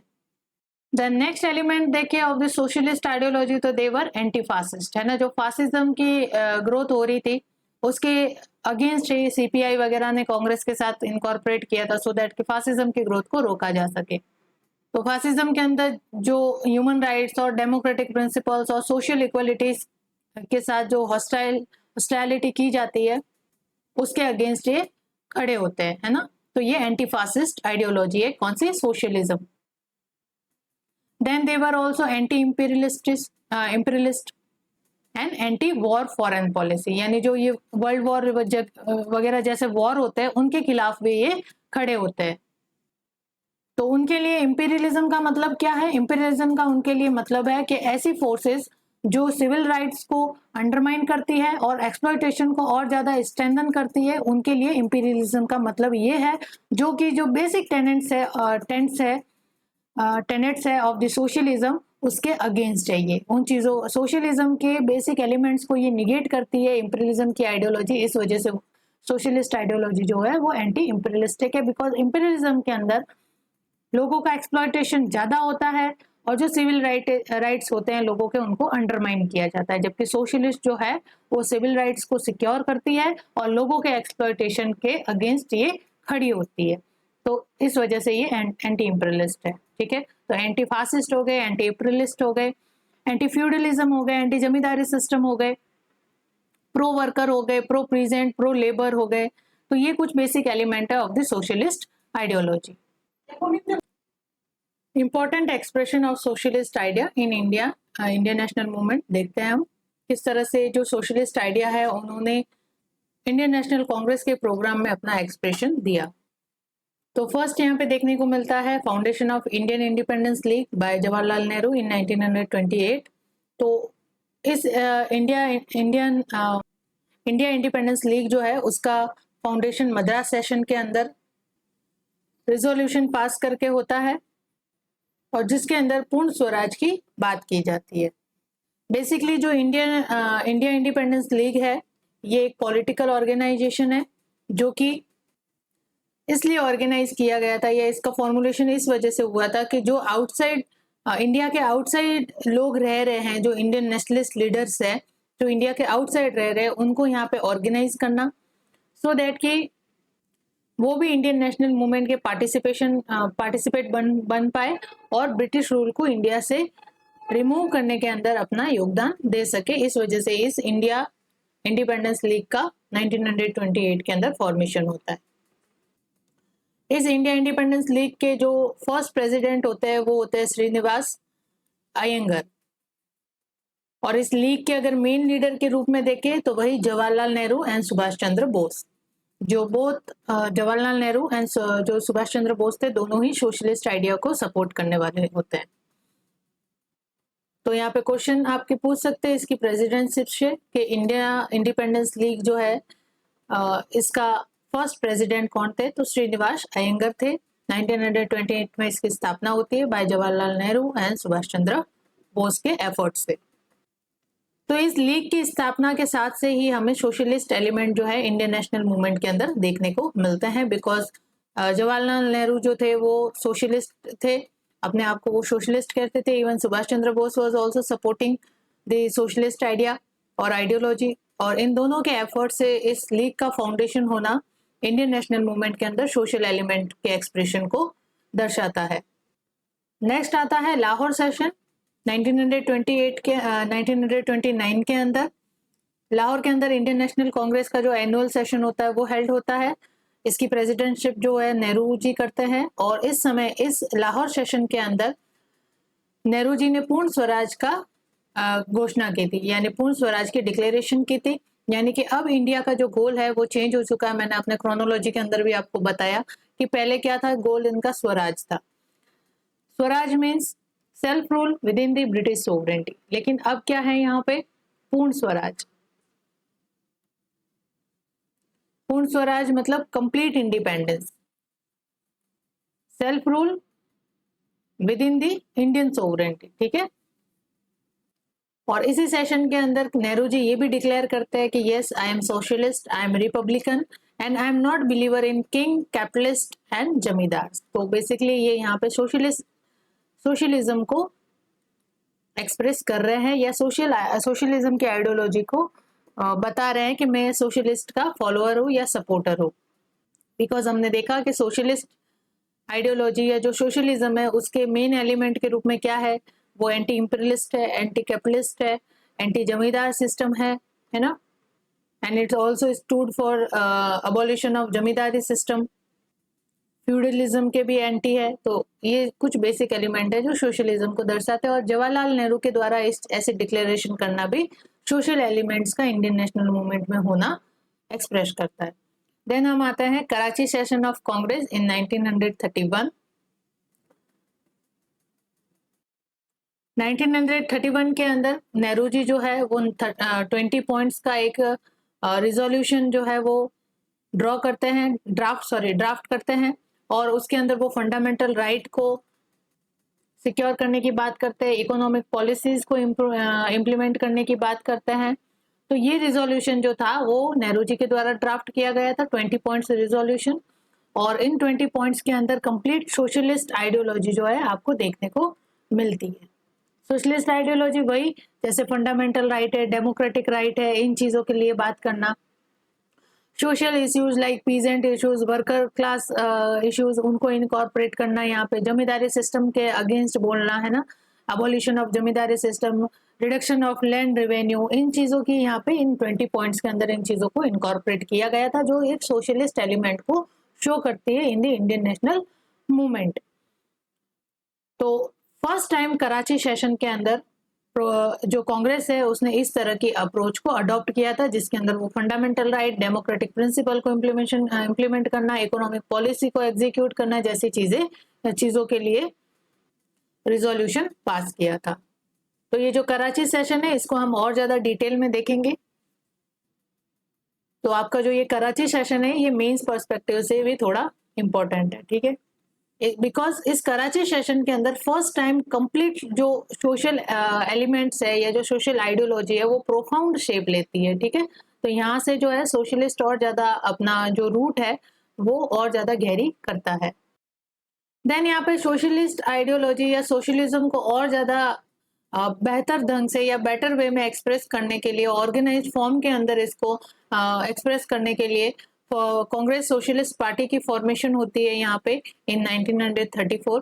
तो formation of Congress socialist party, जो ये एक party with in the party थी, यानी कांग्रेस के अंदर एक अलग से पार्टी थी और ये एक सेपरेट ऑर्गेनाइजेशनल फॉर्म था, है ना, फॉर द सोशलिस्ट ओनली। जो सोशलिस्ट आइडियोलॉजी को बिलोंग करता है वो कांग्रेस सोशलिस्ट पार्टी के मेंबर बनते थे। इसकी जो मेंबरशिप है वो भी सेपरेट हुआ करती थी, इसका सेपरेट कॉन्स्टिट्यूशन हुआ करता था। तो ये एक तरह से party with in the Congress थी। तो ऐसा नहीं था कि कांग्रेस के सभी लीडर इस सोशलिस्ट पार्टी के मेंबर थे, बिकॉज इसका कॉन्स्टिट्यूशन और इसकी मेंबरशिप दोनों ही सेपरेट थे। तो वही लोग इसके अंदर पार्टिसिपेट करते थे जो सोशलिस्ट आइडियाज को सपोर्ट करते हैं।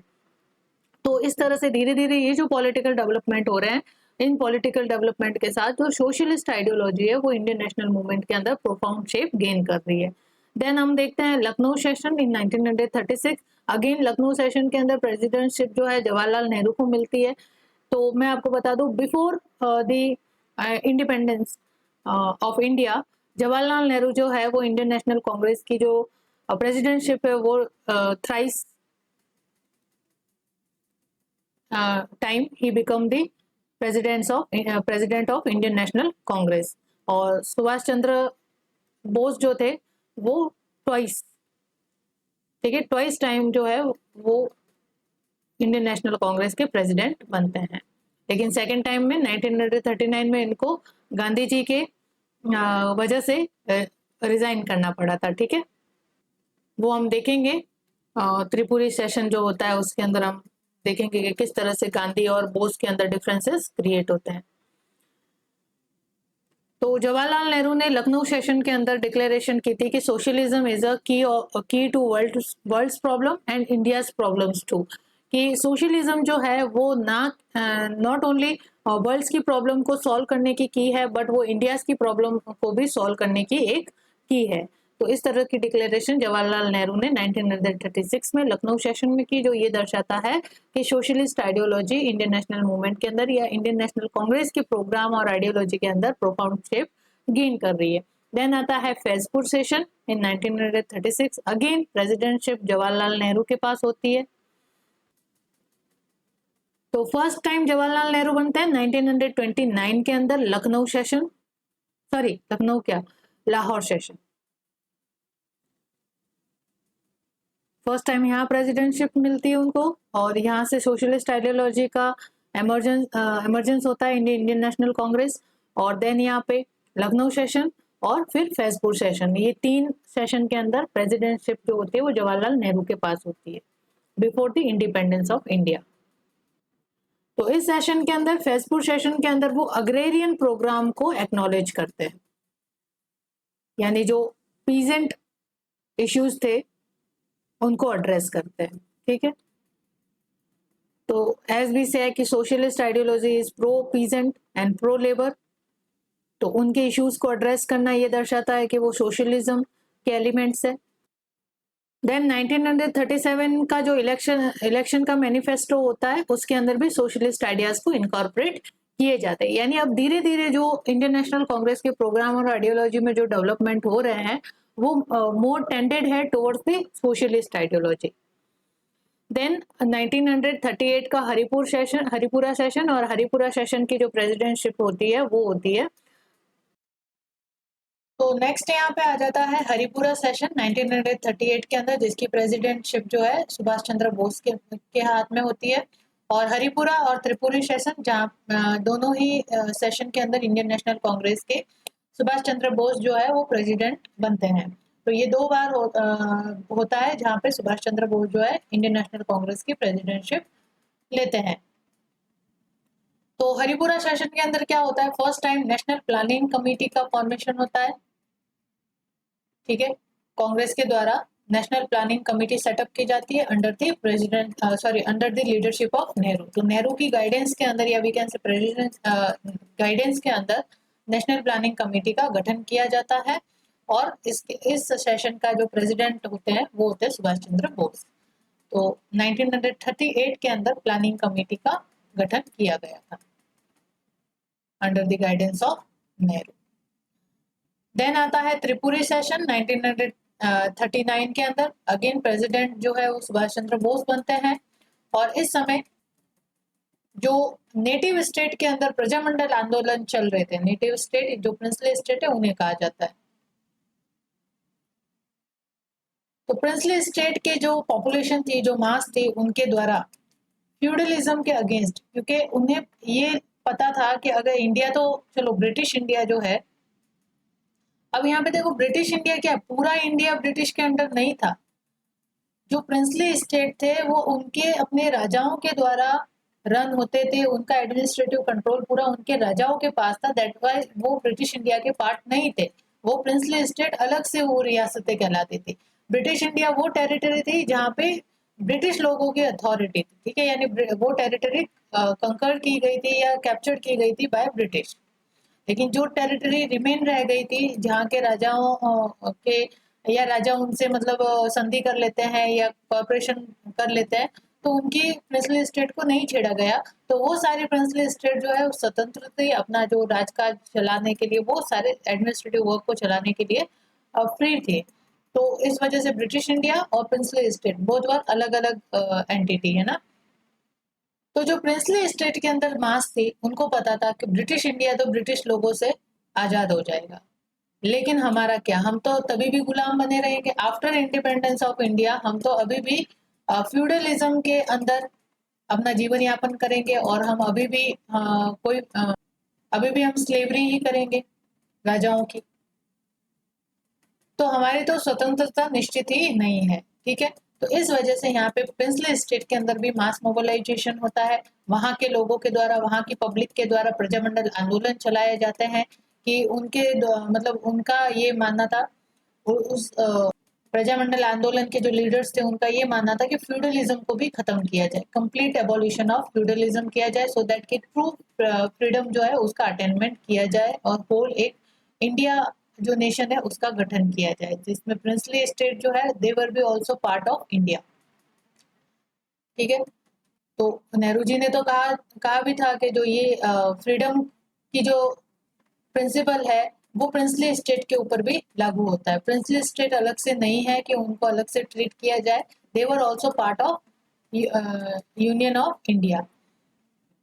तो इस वजह से इस त्रिपुरी सेशन के अंदर इंडियन नेशनल कांग्रेस के द्वारा जो प्रजामंडल आंदोलन हो रहे थे उनके अंदर पार्टिसिपेशन करने के लिए रिजोल्यूशन पास किया जाए, यानी इंडियन नेशनल कांग्रेस जो है वो अब प्रजामंडल के आंदोलन को या उनके जो प्रजामंडल आंदोलन चलाने वाले जो लीडर है, प्रिंसली स्टेट के अंदर जो मूवमेंट करने वाले लीडर है उनको सपोर्ट करेगी, ठीक है।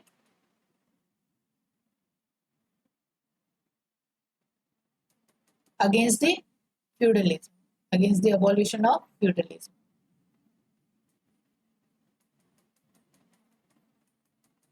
तो ये त्रिपुरी सेशन में होता है और त्रिपुरी सेशन में ही सुभाष चंद्र बोस और गांधी जी के बीच में आइडियोलॉजिकल डिफरेंसेस आ जाता है और उनको यहाँ पे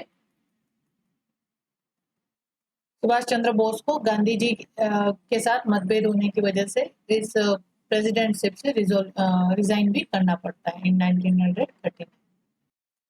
नेक्स्ट हम देखें तो 1945-46 के अंदर जो इलेक्शन मैनिफेस्टो होता है उसमें भी सोशलिस्ट आइडिया को इनकॉर्पोरेट किया जाता है। तो बेसिकली 1929 से जो सोशलिस्ट आइडियोलॉजी है वो इंडियन नेशनल कांग्रेस के प्रोग्राम और इंडियन नेशनल मूवमेंट के अंदर जो है प्रोफाउंड शेप गेन कर रही है।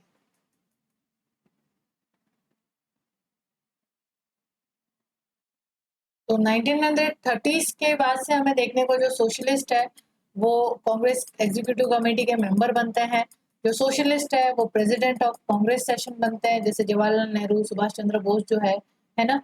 तो ये सारे डेवलपमेंट क्या शो करते हैं कि धीरे धीरे इंडियन नेशनल कांग्रेस या फिर इंडियन नेशनल मूवमेंट के प्रोग्राम के अंदर सोशलिस्ट आइडियाज का इनकॉर्पोरेशन हो रहा है। यहाँ पे जैसे नेहरू जी है वो 2-3 बार जो है इंडियन नेशनल कांग्रेस की प्रेसिडेंटशिप गेन करते हैं, देन बोस ट्वाइस यहाँ पे बनते हैं, है ना, हरिपुरा सेशन और त्रिपुरी सेशन। नेहरू जी है लाहौर सेशन, लखनऊ सेशन और Hazaripura session, sorry Faizpur session, ठीक है, लाहौर, लखनऊ, फैजपुर।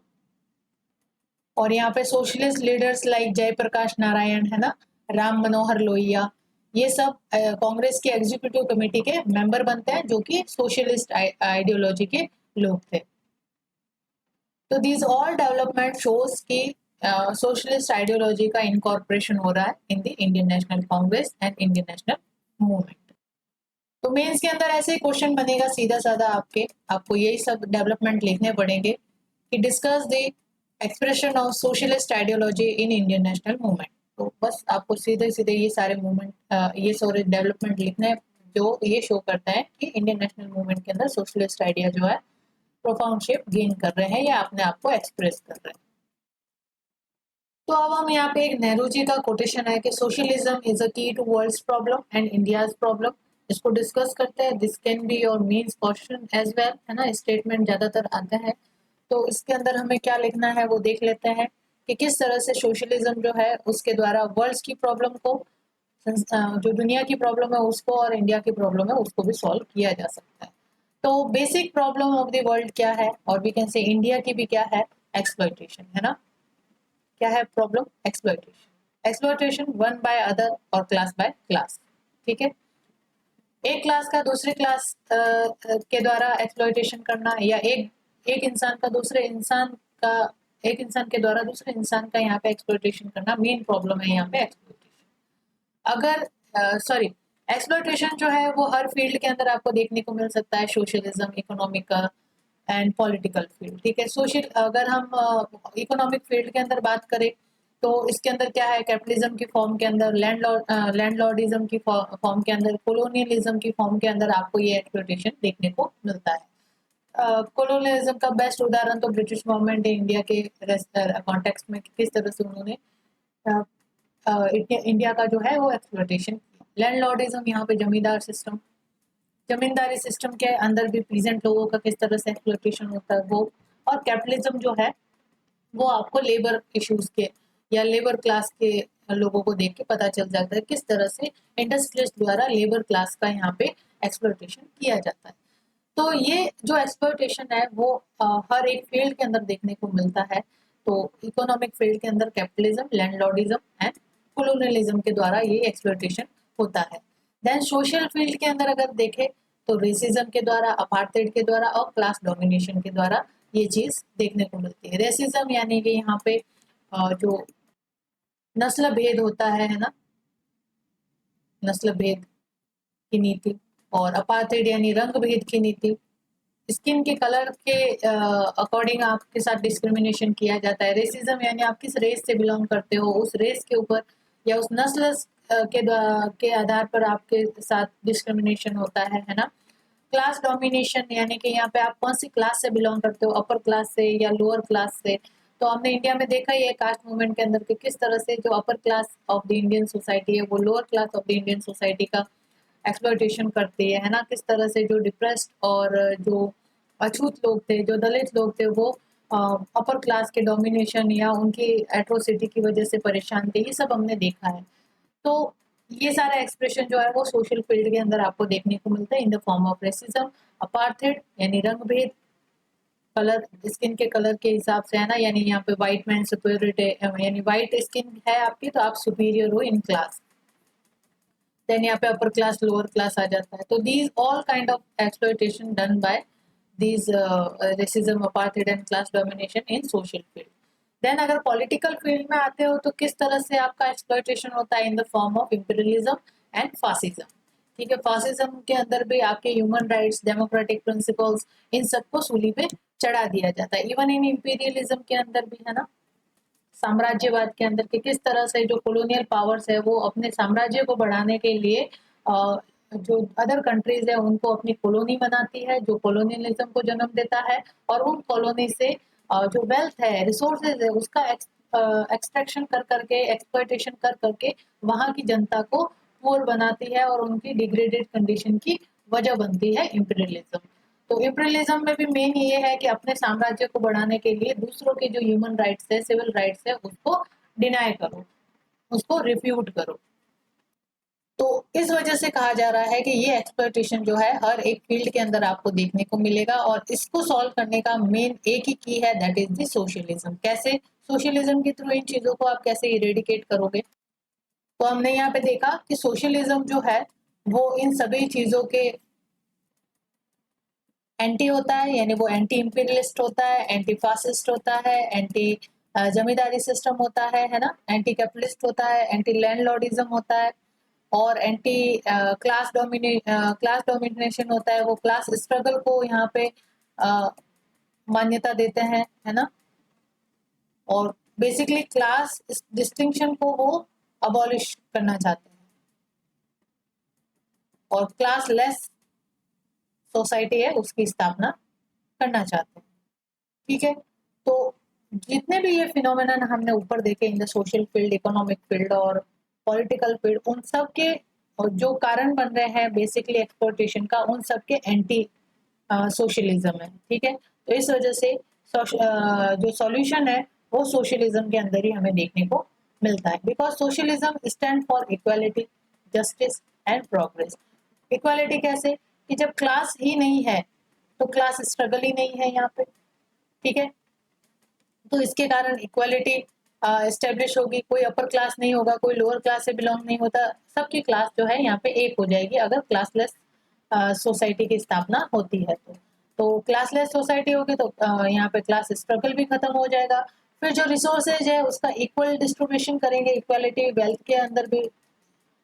तो इक्वालिटी यहाँ पे खाली सोशल ऑर्डर के अंदर ही नहीं है, इक्वालिटी इकोनॉमिक ऑर्डर के अंदर भी है, यानी वेल्थ का इक्वली डिस्ट्रीब्यूशन करके या रिसोर्सेज का इक्वली डिस्ट्रीब्यूशन करके, और यहाँ पे पॉलिटिकल फील्ड के अंदर भी फिर वो इक्वालिटी देखने को मिलती है जब वो सोशल और इकोनॉमिक स्टेटस पे होती है। तो इस तरह से इक्वालिटी को यहाँ पे सिक्योर करना, इस इक्वालिटी एस्टेब्लिश करके आप लोगों को जस्टिस प्रोवाइड करवाना, justice through securing their civil rights, है ना, human rights and all, and then this all will lead to the progress of human kind.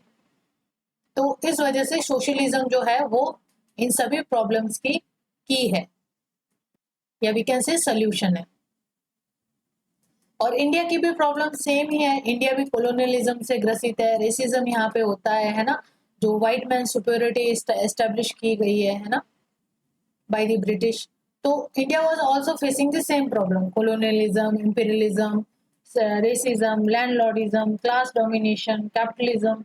तो इनकी भी जो सॉल्यूशन है वो भी यहाँ पे सोशलिज्म से हमें मिलेगा। तो इस वजह से सोशलिज्म जो है वो वर्ल्ड की प्रॉब्लम ही सॉल्व नहीं करता है, बल्कि यहाँ पे इंडिया की भी प्रॉब्लम को सॉल्व करने के अंदर सक्षम है। तो इस वजह से फाइनली जो इंडियन नेशनलिस्ट लीडर्स थे उन्होंने सोशलिज्म की आइडियोलॉजी को ऑप्ट किया।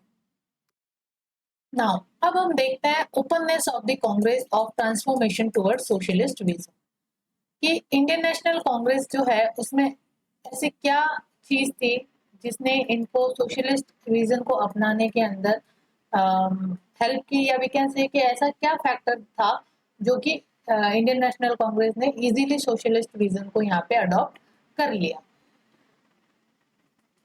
तो मेन है यहाँ पे आइडियोलॉजिकल ओपननेस। जो इंडियन नेशनल कांग्रेस है वो एक रिजिड आइडियोलॉजिकल बेस्ड ऑर्गेनाइजेशन नहीं है। यहाँ पे हर तरीके के, अगर हम अर्ली लीडरशिप के अंदर भी देखें तो इसके अंदर जमींदार भी इसके मेंबर थे, ठीक है, जो मिडिल क्लास के लोग थे वो भी इसके मेंबर थे, जो लोअर क्लास से थे वो भी इनके मेंबर थे। तो जो ये इंडियन नेशनल कांग्रेस के द्वारा जो मूवमेंट चलाया गया ये मल्टी क्लास मूवमेंट था, उसके अंदर कोई पर्टिकुलर क्लास का डोमिनेशन नहीं था। तो आइडियोलॉजिकली ओपननेस होने की वजह से सोशलिस्ट आइडियोलॉजी भी इस जो अपना एक्सप्रेशन है वो इंडियन नेशनल कांग्रेस के अंदर दे पाई, या वी कैन से जो इंडियन नेशनल कांग्रेस है उसने सोशलिस्ट विजन को भी अपनाया। तो आइडियोलॉजिकली देखिए तो ये हेट्रोजीनस ऑर्गेनाइजेशन था, मल्टी क्लास मूवमेंट था। तो आइडियोलॉजिकल ओपननेस की वजह से सोशलिस्ट आइडियोलॉजी को बैरियर या एब्स्ट्रक्शन फेस नहीं करना पड़ा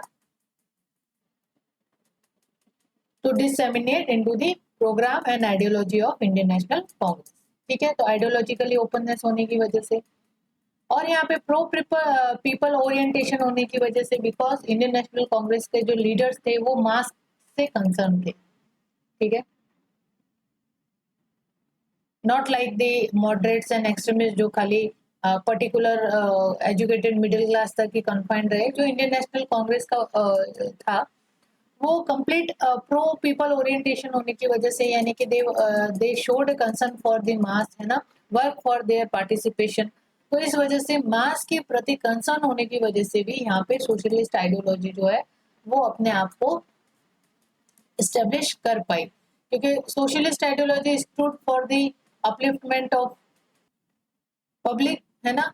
उसको मेन जो लोअर क्लास है या जो पीजेंट और वर्कर क्लास है, बेसिकली जो वर्कर क्लास या मास जो है उसके अपलिफ्टमेंट के लिए वो वर्क करती है। सोशलिस्ट आइडियोलॉजी हर तरह के क्लास डोमिनेशन से मना करती है। तो इस वजह से इजीली मास कंसर्न होने की वजह से या प्रो पीपल ओरिएंटेशन होने की वजह से यहाँ पे सोशलिस्ट आइडियोलॉजी अपने आप को स्टेब्लिश कर पाई in the Indian National Congress के ऑर्गेनाइजेशन के अंदर। देन अगर हम क्लास कैरेक्टर देखें इंडियन नेशनल कांग्रेस का, तो इस मूवमेंट के अंदर कोई पर्टिकुलर क्लास डोमिनेशन देखने को हमें नहीं मिलता है। हाँ, आइडियोलॉजिकल हेगेमोनी देखने को मिलती है, जैसे कि 1920 के बाद से इंडियन नेशनल मूवमेंट के अंदर गांधीयन आइडियोलॉजी की हेगेमोनी देखने को मिलती है, यानी आइडियोलॉजिकल हेगेमोनी देखने को मिलेगी, बट क्लास डोमिनेशन की हेगेमोनी आपको देखने को नहीं मिलेगी। तो इस तरह का क्लास कैरेक्टर होने की वजह से इंडियन नेशनल कांग्रेस का इस तरह का क्लास कैरेक्टर था, जिस वजह से ये आइडियोलॉजी भी अपना जो सोशलिस्ट आइडियोलॉजी है उसने भी अपने जगह बनाने के लिए उसको ज्यादा मेहनत नहीं करनी पड़ी। तो आइडियोलॉजिकली हेगेमनी होने की वजह से यहाँ पे जो रिप्लेसमेंट है और जो ट्रांसफॉर्मेशन है of one ideological hegemony by other, तो ये इजीली यहाँ पे हो जाता है। अगर क्लास डोमिनेशन होता तो ये चीज मुश्किल होती, बिकॉज जो सोशलिज्म है वो क्लास डोमिनेशन को नकारता है, और अगर क्लास डोमिनेशन होता तो सोशलिस्ट आइडियोलॉजी को इस इंडियन नेशनल कांग्रेस के अंदर इनकॉर्पोरेट होने से ऑब्स्ट्रक्शन फेस करना पड़ता है, रुकावट फेस करनी पड़ती है। लेकिन ये ओनली आइडियोलॉजिकल हेगेमोनी ही इंडियन नेशनल कांग्रेस के अंदर देखने को मिलती है। तो जब भी अगर सब्स्टिट्यूट एक आइडियोलॉजी, मान लो गांधीयन आइडियोलॉजी है, ये एक टाइम के ऊपर इसकी हेगेमोनी है, लेकिन अगर इसका ऑल्टरनेट आ जाता है तो इंडियन नेशनल कांग्रेस उसको भी अडॉप्ट करने से नकारती नहीं है या रिफ्यूट नहीं करती। अगर ये बेटर ऑप्शन के अंदर है, यानी गांधीयन आइडियोलॉजी से भी बेटर तरीके की है, तो उसको अडॉप्ट करने में उनको कोई हर्ज नहीं होता था। तो इस वजह से सोशलिस्ट आइडियोलॉजी ने अपना जो प्लेस है वो इजीली बना लिया, अच्छे से जो है ट्रांसफॉर्मेशन हो गया of the one ideology by the another, that is socialism. तो ये था class character of the Indian national movement, जिसके अंदर आइडियोलॉजिकल हेगेमोनी देखने को मिलती है, ना कि क्लास डोमिनेशन देखने को मिलता है। तो इजीली सोशलिज्म एंटर कर जाता है। तो अगर आप यहाँ पे इंडियन नेशनल कांग्रेस की अगर आइडियोलॉजिकल हेगेमोनी की बात करो तो 1970 तक जो बुर्जुआ क्लास थी उसकी आइडियोलॉजिकल हेगेमोनी रहती है ना। और 1920 बाद में गांधीयन आइडियोलॉजी आती है। बुर्जुआ क्लास वही मॉडरेट्स जिनको कहते हैं, वो बेसिकली जो सारे एलाइट क्लास के थे या जो पढ़े लिखे लोग थे वही बिलोंग करते थे ना। मॉडरेट्स के जो majority of the Indian National Congress में जमींदार वगैरह ये एलाइट क्लास के मेंबर थे। तो 1970 तक बुर्जुआ क्लास की हेगेमोनी रहती है। तो ये इस कारण से थी क्योंकि इसके ऑल्टरनेटिव में कोई दूसरी आइडियोलॉजी जो है वो आई नहीं थी, है ना। तो because of essence of any alternative path of development ये जो आइडियोलॉजी है वो डोमिनेट करती रहती है टिल 1970। लेकिन ये ऐसा नहीं था कि भाई ये बुर्जुआ क्लास की जो हेगेमोनी है, आइडियोलॉजिकल हेगेमोनी, वो इस वजह से है कि इनका थोड़े कैपिटलिज्म और कैपिटलिस्ट क्लास की तरफ ज्यादा झुकाव था। तो ऐसा नहीं था, ऐसा इसी वजह से था, इसकी आइडियोलॉजी 1917 तक इस वजह से डोमिनेट करती रही कि कोई ऑल्टरनेटिव पाथ नहीं था। लेकिन जब सोशलिस्ट एमर्ज होते हैं, सोशलिस्ट आइडियोलॉजी एमर्ज होती है, तो they can not resist it, और वी कैन से कि they can not pose strong intellectual ideological resistance, है ना। तो इस वजह से यहाँ पे आपको फिर सोशलिस्ट एलिमेंट ऑफ इंडिया मतलब इंडियन नेशनल कांग्रेस की आइडियोलॉजी में देखने को मिल जाता है। देन नेक्स्ट अगर हम देखें गांधी जी, है ना। गांधी जी भी सोशलिस्ट आइडियोलॉजी के फेवर के अंदर थे, because he also want social transformation, ठीक है, and he was concern for the social problem. तो इस वजह से उनका भी थोड़ा सोशलिस्ट आइडियोलॉजी की तरफ झुकाव सोशलिज्म को इंडियन नेशनल कांग्रेस के अंदर एंटर करने के लिए थोड़ा सा फेवरेबल ग्राउंड प्रोवाइड करवाता है। और यहाँ पे कहा जाए तो गांधी जी जो थे वो सोशलिस्ट तो नहीं थे, ठीक है, इन स्ट्रिक्ट सेंस। अगर मार्क्सिस्ट टर्म के अंदर कहे, जो कार्ल मार्क्स का सोशलिज्म है उसके टर्म के अंदर कहे, तो गांधी जी की आइडियोलॉजी सोशलिस्ट आइडियोलॉजी से मैच नहीं करती, या गांधी जी जो थे वो सोशलिस्ट नहीं थे लाइक नेहरू। लेकिन he was concern for the social problems, है ना, and he was also want कि सम सोशल ट्रांसफॉर्मेशन हो। इस वजह से उन्होंने सोशलिस्ट आइडियोलॉजी को सपोर्ट करना शुरू किया था, जो बिकॉज जो एग्जिस्टिंग सिस्टम चल रहा था of the economic and political power का, उसके अंदर वो चेंजेस चाहते थे। और उनको अचीव करने के लिए गांधी जी ने खुद रियलाइज किया कि उनकी जो आइडियोलॉजी है या जो उनके प्रिंसिपल्स है वो थोड़े से टफ हो रहे हैं, तो इसके साथ अगर एक और आइडियोलॉजी को इनकॉर्पोरेट कर सके तो हो सकता है कि ये गोल अचीव करना हमारे लिए इजी हो जाएगा, दैट इज द सोशलिज्म। इस वजह से गांधी जी जो है वो नेहरू जी को अच्छे से सपोर्ट करते थे, उनका फेवर करते थे। और इवन नेहरू जो थे वो भी गांधीयन आइडियोलॉजी के ऊपर स्ट्रक थे, गांधी जी को अपना लीडर मानते थे, और दोनों ने मिलके एक गांधीयन आइडियोलॉजी प्लस नेहरू का सोशलिज्म ने मिलके जो है फ्रीडम ऑफ अटेनमेंट का गोल जो है वो अचीव किया। नेक्स्ट अगर बात करें तो राइट विंग या राइटिस्ट जो है उनका रिफॉर्मिस्ट एटीट्यूड है ना, वो भी ऐसे रिजिड नहीं थे कि किसी हमारी आइडियोलॉजी के अलावा दूसरी आइडियोलॉजी को हम एंटर ही नहीं करने देंगे या एक्नोलॉजी नहीं करेंगे। अगर उसके अंदर कुछ पॉजिटिव एलिमेंट्स है जो कि उनके गोल को अचीव करने में हेल्प कर सकता है, तो उनको अपनी आइडियोलॉजी के अलावा भी दूसरी आइडियोलॉजी को वेलकम करने में कोई भी एतराज नहीं होगा। तो इस वजह से reformist attitude of the right wing nationalist ने भी ये रोल प्ले किया कि वो इंडियन नेशनल कांग्रेस के अंदर सोशलिस्ट आइडियोलॉजी को एक्सप्रेस होने में एक फेवरेबल ग्राउंड प्रोवाइड करवाए। तो जो इंडिया के अंदर राइटिस्ट या राइट विंग नेशनलिस्ट थे वो वेस्टर्न मतलब राइट विंग को कंजर्वेटिव्स भी कहते हैं। कंजर्वेटिव जो रेडिकल चेंजेस नहीं चाहते हैं, जबकि लेफ्टिस्ट जो है वो रेडिकल चेंजेस चाहते हैं। तो कंजर्वेटिव्स या राइटिस्ट कह दो। तो ये जो इंडिया के अंदर राइटिस्ट थे वो वेस्टर्न स्टाइल के जो कंजर्वेटिव्स थे या जो वेस्टर्न पॉलिटिक्स के अंदर जो राइटिस्ट थे उनकी तरह नहीं थे, ठीक है। इंडिया के अंदर जो राइटिस्ट थे या राइट विंग नेशनलिस्ट थे वो सोशियो इकोनॉमिक प्रोग्राम या सोशियो इकोनॉमिक ट्रांसफॉर्मेशन को कॉर्पोरेट करते थे, सपोर्ट करते थे। बस उनकी एक ही शर्त थी कि वो गांधीयन प्रोग्राम या जो स्ट्रेटेजी है उनके पैरामीटर के अंदर ही रहे, ठीक है। उनकी एक ही मानना था, because they were stuck to Gandhian programme and strategy, इसीलिए वो राइटिस्ट कहलाए या कंजर्वेटिव कहलाए। लेकिन वो वेस्टर्न स्टाइल के कंजर्वेटिव से थोड़े से डिफरेंट थे। वो हर तरह के सोशियो इकोनॉमिक प्रोग्राम को सपोर्ट करते हैं। बस उनकी ये शर्त रहती है कि वो गांधीयन प्रोग्राम और आइडियोलॉजी या स्ट्रेटेजी उनके अंदर रहे, या किसी तरह की जो हिंसा है या रिवोल्यूशनरी एक्टिविटीज है या मीन्स है यूज करके गोल को अचीव नहीं करना है, ठीक है। तो वो भी इन चीजों को सपोर्ट करते थे। देन देखिए तो सोशलिस्ट आइडियोलॉजी ने और ज्यादा अपना प्रोफाउंड शेप कैसे गेन किया।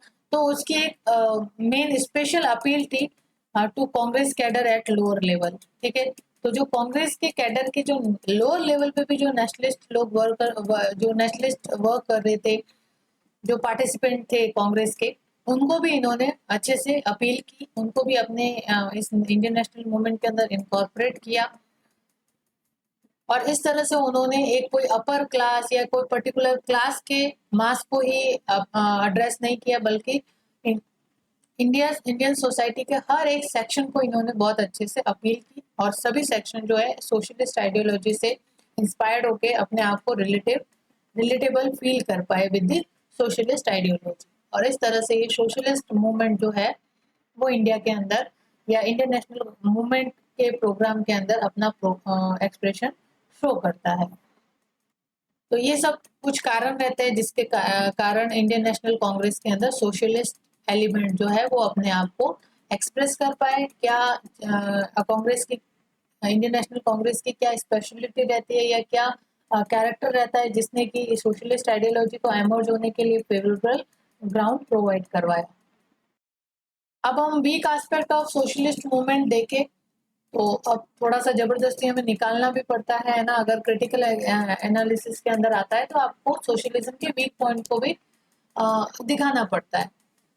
तो यहाँ पे सोशलिस्ट मूवमेंट अब रन होने लगा है, सोशलिस्ट मूवमेंट अपने आप को एक्सप्रेस करने लगा है, लेकिन फाइनली तो गांधी जी के तौर तरीकों के साथ ही जो है अटेनमेंट ऑफ फ्रीडम का गोल जो है वो अचीव हुआ था, ठीक है।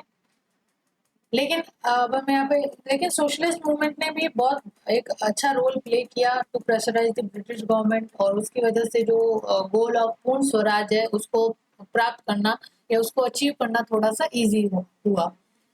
तो वीक एस्पेक्ट देखते हैं कि एक तो इन्होंने इंडियन रियलिटी की डीप स्टडी नहीं की, ठीक है। मेन ये रहता है कि इस कॉन्टेक्स्ट में अगर बात करें तो जो गांधीयन आइडियोलॉजी थी उनको उससे ये जुड़ नहीं पाए, उसको एक्सेप्ट करने से उन्होंने मना किया। कंप्लीट जो सोशलिज्म जो रशिया के अंदर हुआ या जो सोवियत यूनियन के अंदर जो आइडियोलॉजी प्रिवेल हो रही थी उसको ही यहाँ पे वापस मतलब एग्जीक्यूट करने का सोचा। तो जो गांधीयन आइडियोलॉजी थी जो ऑलरेडी टेस्ट कर चुके थे सेवरल टाइम, है ना, और एक्सेप्ट भी कर ली गई थी बाय द पीपल, उस चीज को इन्होंने यहाँ पे नकार दिया। अगर गांधीयन आइडियोलॉजी के साथ इन्होंने सोशलिज्म को इनकॉर्पोरेट करके चलाया होता तो हो सकता था सोशलिस्ट मूवमेंट एक अलग ही लेवल की इमेज अपनी क्रिएट करता। तो गांधीयन आइडियोलॉजी को नकारना, उससे दूर रहना और इंडियन रियलिटी को अच्छे से स्टडी नहीं कर पाना, ये सब कारण रहते हैं, वीक एस्पेक्ट रहते हैं ऑफ द सोशलिस्ट मूवमेंट। इस वजह से सोशलिस्ट मूवमेंट में जो फाइनल गोल था, goal of the freedom, goal of the attainment of freedom, उसको अचीव करने में इतनी ज्यादा योगदान नहीं दे पाया, या फिर उसका पूरा ही पूरा रोल नहीं दे रहता है फ्रीडम को अटेन करने का। ये हुआ गांधी जी के आइडियोलॉजी के दम पे ही। और उनको ये इस चीज के अंदर भी फेल हो जाता है कि गांधी जी के आइडियोलॉजी के ऑल्टरनेट में अपनी आइडियोलॉजी को यहाँ पे कंसोलिडेट करना, या लोगों को अपनी आइडियोलॉजी से, जिस तरह से लोग गांधी जी की आइडियोलॉजी से जुड़े थे वैसे वो सोशलिस्ट आइडियोलॉजी के उस लेवल पे नहीं जुड़ पाए थे। और वो जो सोशलिस्ट थे वो अपने रॉन्ग कॉन्फ्लिक्ट के साथ ही या रॉन्ग इश्यूज के साथ ही आपस में लड़ते रहते थे, ठीक है, या फिर कांग्रेस के साथ कॉन्फ्लिक्ट या डिससेटिस्फाई होते रहते थे, है ना, on the wrong issue and wrong.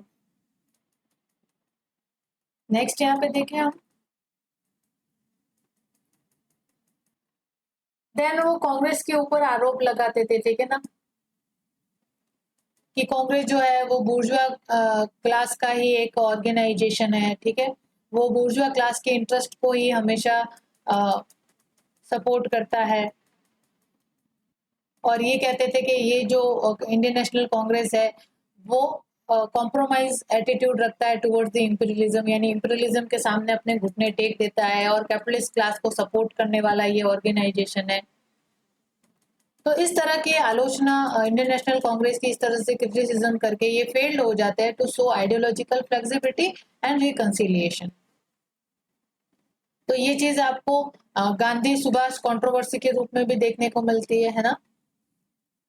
और इस तरह से सोशलिस्ट आइडियोलॉजी और जो इंडियन नेशनल कांग्रेस की मेन आइडियोलॉजी है उसमें डिफरेंस उत्पन्न होने लगते हैं, यानी जो मेन लीडर थे गांधी जी उनमें और सुभाष चंद्र बोस में डिफरेंस, आइडियोलॉजिकल डिफरेंस शुरू होने लगते हैं।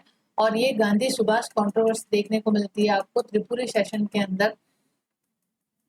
और इस वजह से 1939 में सुभाष चंद्र बोस अपने प्रेसिडेंटशिप से रिजाइन भी करते हैं इन सब कारणों से, बिकॉज ये अननेसेसरी कांग्रेस के ऊपर इंपीरियलिज्म को या कैपिटलिस्ट क्लास को सपोर्ट करना या फिर बुर्जुआ क्लास के इंटरेस्ट को ही सपोर्ट करने का क्रिटिसिज्म करते थे या ऐसा आरोप उनके ऊपर लगाते थे। देन यहाँ पे देखें तो they were highly ambitious about the capacity of the mass. वो ये मानते थे कि जो मास है वो हमेशा किसी भी वक्त रेडी है टू रेजिस्ट और रेडी है to participate in anti imperialistic struggle, लेकिन they were fail to comprehend the strength and efficacy of mass movement. जिस तरह से गांधी जी मास की स्ट्रेंथ को जानते थे, उनको पता था कि मास जो है वो एक प्रोलॉन्ग पीरियड तक या लंबे समय तक जो अथॉरिटी है, ब्रिटिश अथॉरिटी है या जो इंपीरियलिस्ट फोर्सेस है उनको फेस नहीं कर पाएगी। एक समय के बाद जब इनकी स्ट्रेंथ खत्म होगी तो ये इंपीरियलिस्ट फोर्सेस जो है इनको सप्रेस कर देगी। तो इस वजह से उन्होंने ट्रूथ स्ट्रगल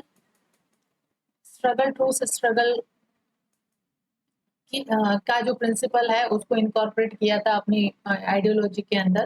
तो उनको इस वजह से, क्योंकि गांधी जी ने बहुत अच्छे से स्टडी की थी ऑफ द मास मूवमेंट और वो जानते थे, और उनकी आइडियोलॉजी जो है वो कई बार इन ग्राउंड पे टेस्टेड हो चुकी है और पब्लिक के द्वारा स्वीकार हो चुकी है, और ये मानी जा चुकी है कि गांधी जी जो है उनको बहुत अच्छी समझ है ऑफ द इंडियन मास की।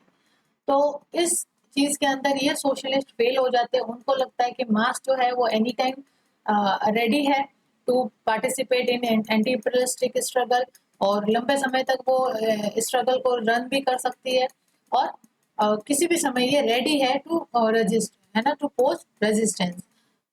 तो ये हाईली एम्बिशियस होने की वजह से about the capacity of masses fail हो जाते हैं to channelize the real power of the mass. लेकिन गांधी जी ने इस जो मास की पावर है उसको बहुत अच्छे से यूटिलाइज किया। जब भी उनको लगता था कि अब मूवमेंट को या अब लोगों को सप्रेस किया जा सकता है, तो वो यहाँ पे ट्रूस की स्थिति या सस्पेंशन कर देते थे मूवमेंट का, और सभी मास को जो है उनकी एनर्जी को वो सेव कर लेते थे, सो दैट कि नेक्स्ट राउंड के अंदर और अच्छे तरीके से अपनी फुल एनर्जी के साथ वो वापस मूवमेंट को लॉन्च कर सकते हैं, जिससे ब्रिटिश गवर्नमेंट जो है वो प्रेशराइज होनी है। तो इस तरह से इंडियन मास की जो रियल कैपेसिटी है उसको समझने में ये सोशलिस्ट जो है यहाँ पे फेल हो जाता है। देन इनके बीच में डॉक्ट्रिनल डिफरेंसेस भी देखने को मिलता है ना, कि जो जितने भी ये सोशलिस्ट ग्रुप थे, ये एक साथ होके एक यूनाइटेड फ्रंट क्रिएट नहीं कर पाए, ठीक है। तो ये हमें एविडेंस भी देखने को मिलते हैं कि बहुत सारे जो सोशलिस्ट लीडर थे, they subscribe to ideology of democratic socialism of Western Europe, ठीक है। और कुछ सोशलिस्ट थे, उन्होंने यहाँ पे मार्क्सिस्ट सोशलिज्म को अडॉप्ट किया। तो बिकॉज सोशलिज्म की भी अलग अलग फॉर्म है, तो यहाँ पे ये सब जितने भी सोशलिस्ट थे, इन्होंने एक यूनाइटेड फ्रंट नहीं क्रिएट किया, और सब स्प्लिट होके कुछ डेमोक्रेटिक सोशलिज्म जो वेस्टर्न यूरोप की तरफ से आया है उनको फॉलो कर रहे हैं, कुछ जो मार्क्सिस्ट सोशलिज्म है जो सोवियत यूनियन के अंदर प्रिवेल्ड है उसको सपोर्ट कर रहे हैं। तो इस तरह से डॉक्ट्रिनल डिफरेंसेस होने की वजह से भी ये ऑर्गेनाइजेशन जो है वो वीक पड़ जाता है। तो दीज वर सम वीकनेस और weak point of the socialist movement in India. तो इसी के साथ हम ये सेशन एंड करते हैं। Hope you like this session and please do like and share comment to our YouTube channel examyatra.com and stay tuned with the channel till next session. Thank you.